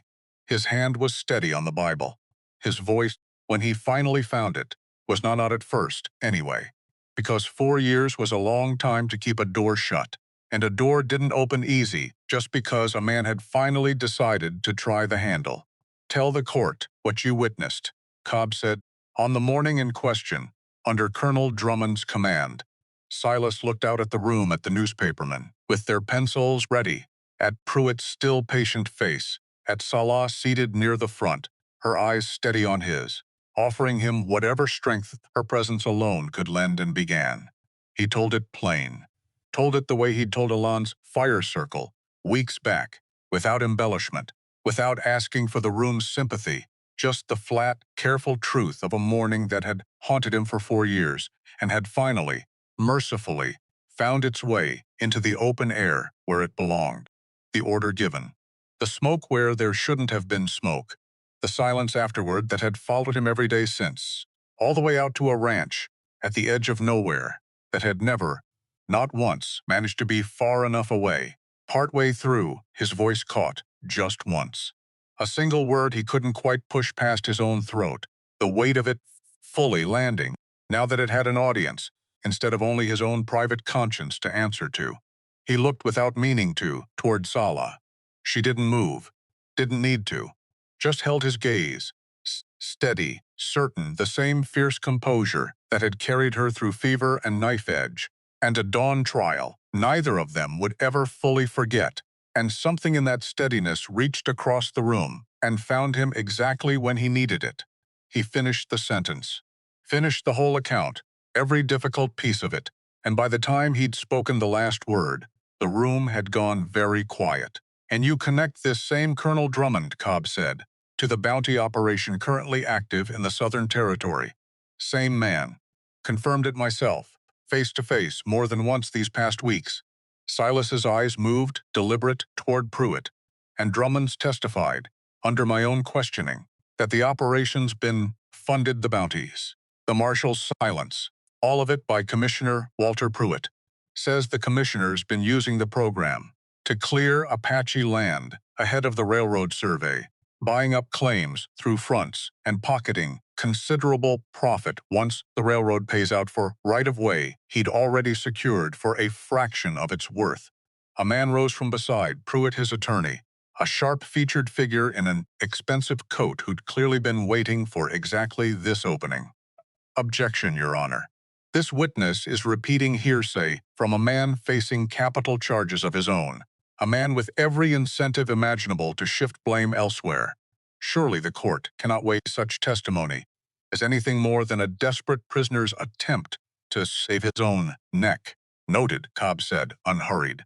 "Though I'd remind counsel that Mr. Barrow is also testifying to his own direct knowledge of Colonel Drummond's operation, gathered through weeks of first-hand observation at the ranch in question. That portion of his testimony is not hearsay. Whatever objection you'd like to raise about the rest. First-hand knowledge from a man harboring a fugitive from territorial bounty law," the attorney pressed, turning now toward Silas directly. "Isn't that correct, Mr. Barrow? You knowingly sheltered an Apache woman, marked for lawful capture, obstructing territorial business for weeks before finally deciding, rather conveniently, that the whole operation was corrupt." Silas felt the old, familiar anger rise and made himself breathe through it before answering. Because a man who let his temper answer for him, in a room like this, handed the other side exactly the weapon they were fishing for. "Wasn't lawful business," he said, steady. "Was a bounty on wounded people, paid for by a corrupt commissioner, and enforced by a man who'd already proven, once, exactly what he was willing to do to Apache lives that got in his way. I didn't obstruct anything. I stopped a woman from dying alone in the rocks, and then I spent the following weeks finding out exactly how deep the rot actually ran. Seems to me the only obstruction happening in this room right now is your client's attorney trying to talk around that instead of through it." A ripple of low sound moved through the gallery, not quite laughter, but close enough to it that the attorney's face colored sharply before he sat back down, without further comment. "Continue, Mr. Barrow," Cobb said, the faintest trace of something approving in his otherwise unreadable expression. The room erupted into a low, urgent murmur, pencils scratching furiously across notepads, and Pruitt's mild, patient expression finally, visibly, began to crack. "This is outrageous," Pruitt said, rising, his voice carrying the particular indignant confidence of a man unused to being questioned, the word of a disgraced soldier, and he stopped himself, though not before the room caught the shape of the word he'd swallowed, and a captured bounty hunter facing a hanging. Hardly reliable testimony, Your Honor. Perhaps not alone, Cobb said, unmoved. Which is why I've taken the liberty, Commissioner, of subpoenaing the Territorial Land Office's transaction records for the past 2 records, which, I'm informed, arrived at this courthouse only this morning and which my clerks have been reviewing through the night. He held up a thick sheaf of paper, deliberate, unhurried.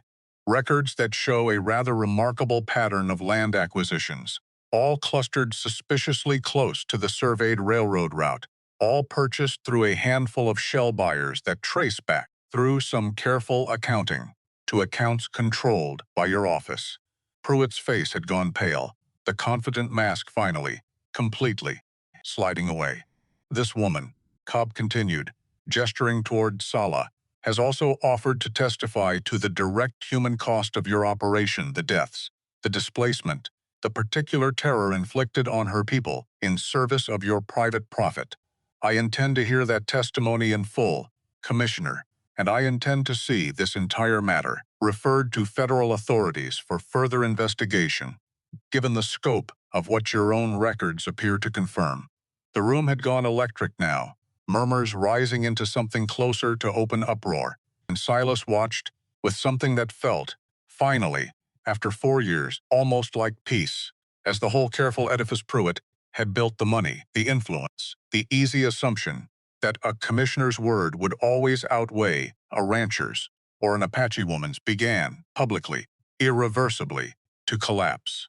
Sala's testimony, when Cobb called her forward, silenced the room more completely than anything that had come before. She spoke plainly, without theatrics, describing losses that needed no embellishment to land, with their full weight the village Silas had spoken of, the cousins her mother had mourned, the years of fear that had shaped her people's every careful movement through a territory that had never stopped hunting them for profit dressed up as progress. When she finished, even the newspapermen had stopped their scratching pencils, the whole room caught in a silence that felt, for the first time that morning, entirely and appropriately solemn. Thank you, Cobb said quietly, once she'd finished, for your courage in speaking it. I did not speak for courage, Tala said. I spoke because it was true, and because the truth, spoken plainly, is sometimes the only tool available to people who have been denied every other kind. Pruitt was arrested within the hour, the newspaperman already racing toward the telegraph office with a story that would, within days, ripple across the territory and beyond it. Drummond, brought before the same judge 2 days later under heavy guard, was formally charged not only for his role in the bounty operation, but for the massacre years back that Silas's testimony had finally publicly connected to his name. You did it, Sala said. Finding Silas on the courthouse steps that evening, the whole exhausting ordeal finally, mercifully, behind them. We did it. Wouldn't have made it through that room without you standing there the whole time. Perhaps. A faint, tired smile. Though I suspect you would have found the courage regardless. Eventually. You have a talent for doing the difficult thing, once you have finally decided it needs doing. Learned it from somewhere, I suppose. Do not credit me too generously. Some part of that courage was always yours, Silas Barrow. I only gave you somewhere safe to set the fear down long enough to find it. They stayed in Prescott 3 more days, long enough for Cobb to confirm the investigation's scope, long enough for the newspapers to run their full accounts. Headlines Silas would carry a strange, complicated pride over for years afterward, not for himself, particularly, but for what the exposure meant for a territory that had, for too long, treated a bounty on Apache lives as ordinary business. Their final evening in town, Silas found Sala at the boarding house window, watching Prescott's lamplit streets below, something quiet and unguarded in her expression that the day's exhaustion hadn't quite managed to erase. Regretting the trip, he asked, joining her. No. She leaned into him, slow, easy, a gesture that had become, over these past difficult weeks, entirely natural between them. I am only trying to hold this feeling a while longer before we return to whatever ordinary difficulties wait for us at home. It is not every day a person watches something she believed impossible actually happen in front of her. Which part? The courtroom, or the rest of it? Both, I think. Equally. She turned to face him fully, firelight from the street lamps below catching soft along her features. I have spent my whole life believing my people and yours were destined only for collision. Tonight, for the first time, I let myself believe otherwise.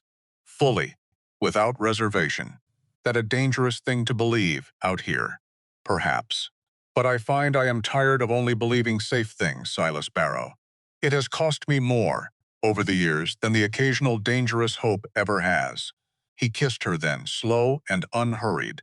The whole exhausting, triumphant day, finally settling into something that felt, for the first time in longer than either of them could measure, entirely, and simply like peace.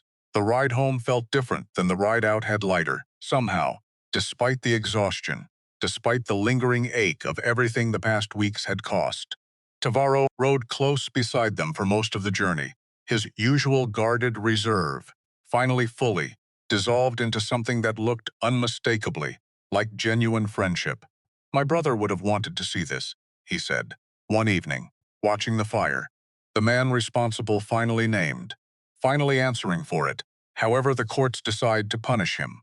Wish he could have, Silas said. He would have liked you less than I do, I think, even now. He carried more anger than I do. Understandably. Tavarro's expression softened, something rare and unguarded in it. But he would have respected what you did today. I am certain of that much. That means something, coming from you. It means a great deal, coming from me. Tavarro's mouth twitched, close to a smile. Do not let it go to your head, rancher. Silas laughed, the sound easy now, in a way it hadn't been in years, and found himself, watching the fire, feeling something he hadn't felt in longer than he could properly measure, not merely relief, though relief was certainly part of it, but something closer to a debt finally, genuinely, beginning to settle. They reached the ranch, 6 days later, the familiar dry basin opening up around them like a homecoming. Neither of them had quite dared to name out loud during the long ride back. Elon's camp still held near the property, smaller now, the wounded mostly healed, the whole band settling into something that had stopped being wartime vigilance and started becoming, slowly, something closer to a genuine community, bridging two worlds that had spent generations trying to destroy each other. Elon met them at the edge of the yard, his weathered face carrying a question he didn't need to voice aloud. It's done, Silas told him. Pruitt's arrested. Drummond's facing trial for both the massacre and the bounty operation. Judge seemed a fair sort. Reckon there's a real chance this time that justice actually lands where it's owed.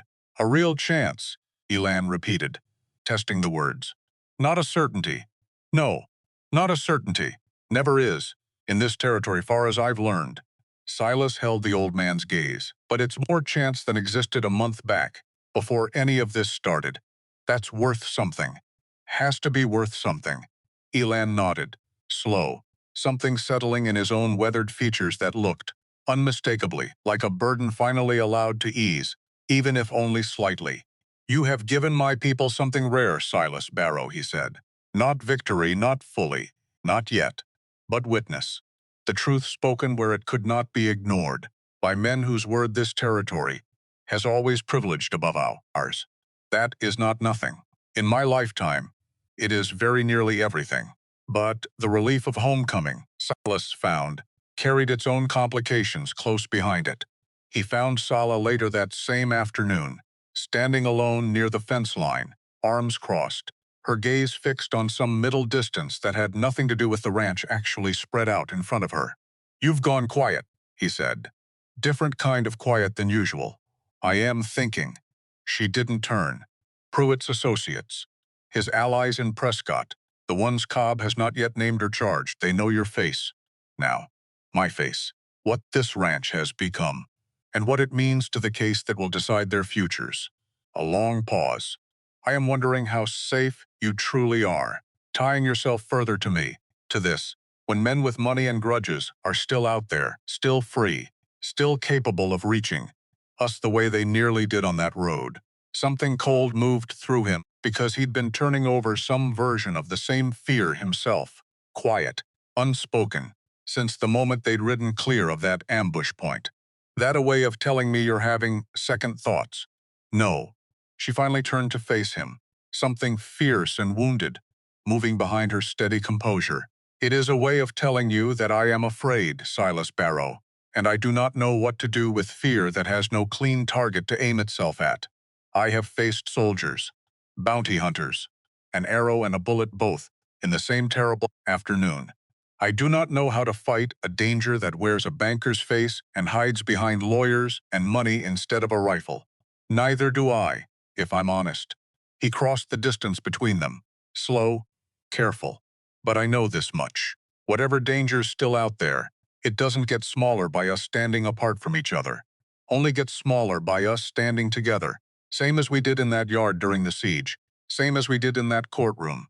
You say that easily. Don't feel easy. Feels like the hardest true thing I know how to say. He held her gaze, steady, refusing to let the fear in her eyes talk him into backing away from what he actually believed. You want to send me off alone to keep me safer. That's your right to want. But I'd remind you, gently as I can manage, that you tried something like that once before. Tried to walk out into the dark on a leg that wasn't ready because you figured your own danger shouldn't become anyone else's burden. Seem to recall I talked you out of that particular mistake. Might be my turn to return the favor. Something in her rigid posture finally slowly began to ease. You are insufferable, she said, but her voice had softened considerably around the accusation. Been told that, recently, by a reliable source. A reluctant laugh escaped her, and she closed the last of the distance between them, resting her forehead against his shoulder in a rare unguarded moment that spoke more plainly than any further argument could have. I do not want to send you away, she admitted quiet. I only want you safe. I have buried enough people I love, Silas Barrow. I am not prepared to bury one more. Then we don't give either of us the chance to test that particular grief. We stand together, careful, watchful, same as we've been since the day I found you bleeding on those rocks. But together. That's the only version of safe I actually believe in anymore. She lifted her head, studied him a long moment, and whatever fear had gripped her through that long afternoon, finally, visibly released its hold. Together then, she said, though I reserve the right to remain afraid occasionally. It seems lately to be a rather permanent feature of loving you. Wouldn't have it any other way. That evening, once the camp had settled and the ranch had returned to something resembling its familiar rhythm, Silas found Sala on the porch, watching the sunset paint the ridgeline in the same rust and gold they'd watched together weeks back, before the trial, before the battle, before any of what had carried them all the way to Prescott and back. Been thinking, he said, settling beside her. Dangerous habit. Getting worse the older I get. He turned to face her fully, something steady and certain settling into his chest despite the days-long exhaustion. Your grandmother's bridge. The one she trained you toward your whole life. Figure this ranch has become something like that, hasn't it? Whether either of us planned it that way. It has. She studied him, something warm and searching in her expression. Elan has spoken, these past days, of formalizing it. A place where our people might come to trade, to speak, to find common ground without the fear that has defined every other meeting between our worlds. Neutral ground, he called it. Yours and mine, and perhaps, in time, something larger than either of us alone. Like the sound of that. So do I. She was quiet a moment, watching the last of the light fade toward evening. There is something else, Silas Barrow. Something I have been turning over since Prescott, since watching you stand in that room and finally set down furious for yourselves. What's that? I have spent my whole life believing my purpose required me to remain faithfully among my own people, to never fully belong anywhere else, because belonging elsewhere might mean abandoning the bridge my grandmother raised me to build. She turned to face him fully now, something vulnerable moving behind her steady composure. I do not believe that any longer. I think, perhaps, the bridge was never meant to be built from one side alone, standing apart, reaching across a gap. I think it was always meant to be built by two people, standing together, meeting somewhere in the middle and calling that middle ground home. Silas reached for her hand, slow, certain, and found it already reaching for his. Then let's build it, he said. Properly. Together. However your people mark such things, I'll learn it. Whatever it takes. If it means doing this right. Something bright and unguarded broke across her face, entirely unlike the careful composure she usually carried even in her warmest moments. There is a ceremony, she said, among our band. Simple, by the standards of some traditions, though it carries weight enough for those who understand it properly. It asks only that two people stand before their community and speak, plainly, the truth of what they intend toward each other. No false promises, no performance, only the plain, spoken commitment two people are actually prepared to keep. Sounds like something I could manage. Been getting some practice lately, speaking plain truths out loud. She laughed, soft and warm, and leaned into him, and for a long while neither of them said anything further, content simply to watch the last light fade and the first stars begin their slow climb into the darkening sky above the ranch that had become, against every reasonable expectation either of them had carried into that first terrible night, something worth calling home. The ceremony took place 2 weeks later. At dusk, the whole band gathered in a wide circle around the yard, alongside a scattering of neighbors. Silas hadn't expected to see Emmett Hollis among them. His earlier suspicion, long since dissolved into something like genuine respect, once the full story had made its way through the territory's gossip. Elon stood at the circle's center, presiding with a quiet solemnity that suited the occasion better than any grander ceremony could have managed. The last of the day's light had gone the particular deep gold that only ever seemed to visit the basin at this exact hour, catching the dust, kicked up by the gathered crowd, and turning it, briefly, into something that looked almost like ceremony smoke, drifting soft above the circle. Someone had strung wildflowers, gathered from the wash where Tsala had first taught Silas to read tracks, along the porch rail. The cook fires burned low and steady at the circle's edges, the smell of roasting meat and mesquite smoke, mixing with something sharper, sweeter sage, maybe, or some other herb Silas still didn't know the name of, burning in a small clay dish near Elan's feet. Silas stood at the circle's heart in his one good shirt, hands steadier than he'd expected them to be given. How thoroughly his stomach had betrayed him all afternoon, and watched Tala cross the yard toward him, her dark hair loose for once instead of bound back for work, a woven band of turquoise and silver catching the last light at her wrist. "Speak your truth," Elan said, looking between them both, "and let this whole gathered community stand witness to it."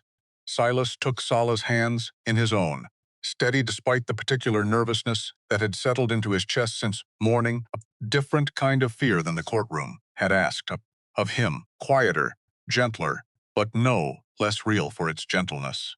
"I spent 4 years believing silence was the safest thing a man could build his life around," he said, his voice carrying clear across the hushed yard. "You taught me different. Taught me that the right kind of truth, spoken plain, costs a man less than the silence ever did.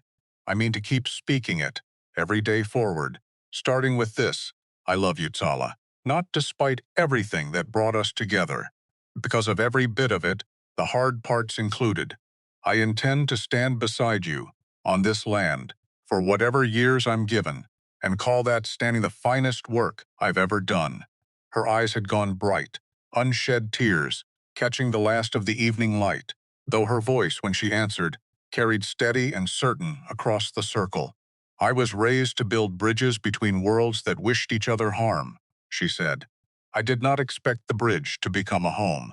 Did not expect a wounded, difficult, stubborn rancher to become the ground I chose to build it on." A small, warm laugh escaped her, quickly swallowed by the greater weight of what she meant to say next. "But it has. You have. I love you, Silas Barrow, for the quiet man who found me bleeding, and asked no questions before he helped. For the soldier who finally found the courage to speak a truth that cost him everything to carry alone. I intend to stand beside you as well, on this land that has become both of ours, for whatever years we are given, and call it without hesitation, exactly what it has become. Home. Elan raised both hands, and the whole gathered circle warriors and ranchers both. Two worlds that had spent generations refusing to meet on any ground at all, lifted their voices together in something that wasn't quite a cheer and wasn't quite a prayer, but carried, unmistakably, the shape of both. Tavaro, Silas noticed, had gone uncharacteristically quiet at the circle's edge. His face turned briefly away, and when he finally looked back, his eyes were bright in a way he made no particular effort to hide. Emmett Hollis stood near the back beside his wife, hat pressed to his chest, nodding slow and solemn. At something only he seemed to be turning over. Elan himself, once the last of the gathered voices had faded, crossed the circle and took his daughter's face gently between both weathered hands. "Your grandmother would be proud," he said, quiet, meant only for her, though Silas stood close enough to catch it anyway. "Of the bridge, and of where you chose, finally, to build it. The fires burned late into that night, the whole yard given over to the particular loose, easy celebration that only ever followed a long, hard-won peace food shared across two traditions. Deska teaching Emmett's wife a few careful steps of a dance she attempted with more enthusiasm than grace. Tavaro's low laugh, carrying steady above the general noise. Silas stood at the edge of it for a while, Salah's hand in his, simply watching two worlds that had spent generations at odds with each other, gathered now in the same firelight, breaking the same bread, for no better reason than that two people had refused to let old hatreds decide who they were allowed to love. "Quite a thing," he said, quiet, mostly to himself. "It is." Sala leaned into his shoulder, watching the same scene with something soft and unguarded in her expression. "It is everything my grandmother hoped for, and more than I ever truly believed I would live to see. Reckon we're just getting started." "Reckon we are," she agreed, borrowing his own phrase with a small, warm laugh, and together they stayed at the fire's edge long into the night, watching the two worlds that had made them slowly, steadily, become one. Months passed, the seasons turning slow and steady, the way they always did across the basin, and the ranch grew into something neither Silas nor Tala could have fully imagined. That first terrible night, when he'd carried her bleeding across his saddle, a trading post took shape near the property's edge, modest but steady, where warriors and settlers both came to exchange, and, more importantly, words careful at first, then easier. The particular slow work of trust rebuilding itself, one small transaction at a time. Tavaro visited often, and if his early guarded reserve had softened into friendship on the ride to Prescott, it deepened further still across that first long winter, the two men trading stories, by the fire some evenings. Tavaro's aim, with the pistol growing, steady enough, that Silas had, more than once, grudgingly admitted the student had surpassed the teacher. Emmett Hollis, too, became something closer to an actual neighbor than the wary, gossiping figure he'd first appeared to be his wife. It turned out, made a stew considerably better than anything Silas had ever managed, and Sala accepted the recipe with the particular solemn gratitude of a woman who had by then fully given up hope of ever teaching him the skill herself. "You have improved," she told him once that first winter, tasting his attempt at her own recipe with visible surprise, marginally, but improved. High praise. "I am a generous woman," never said otherwise.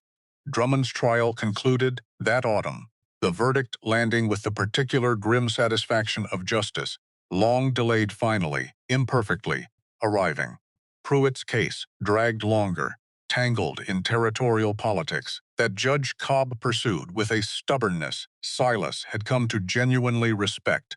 But the exposure alone had already done considerable work, the bounty program dismantled entirely within the month, the marshal in Coyote Wells replaced by a man with considerably less appetite for looking the other way. It wasn't perfect justice. Silas understood that plainly, some quiet evenings, turning the whole long ordeal over in his mind, wasn't enough to undo 4 years of guilt or generations of harm that predated even Drummond's particular cruelty. But it was real. It was more than had existed before, and out here, in a territory that had rarely offered much of anything resembling fairness, real and imperfect, had come to feel, gradually, like something worth calling victory. One morning near a year after he'd first found blood on the rocks north of his ranch, Silas woke before the sun. Same as always. Walked the fence line first.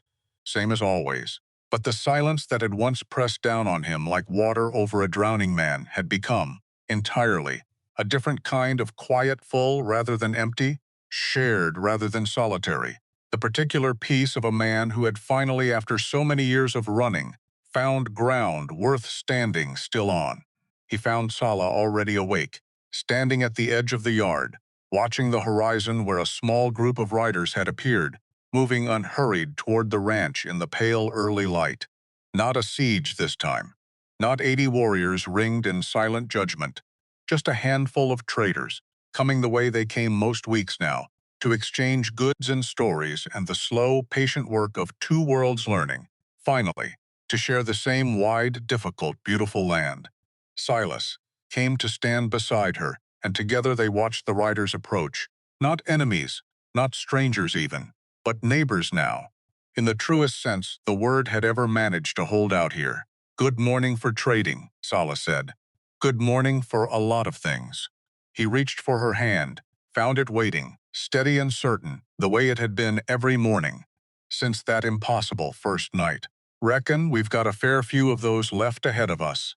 A fair few, she agreed, and together they walked down to meet the riders, the ranch at the edge of what had once been nothing but silence now standing, plainly, unmistakably, as exactly what it had always been capable of becoming a home built, not despite two worlds colliding, but because two people had finally, stubbornly chosen to build something worth having in the space between them.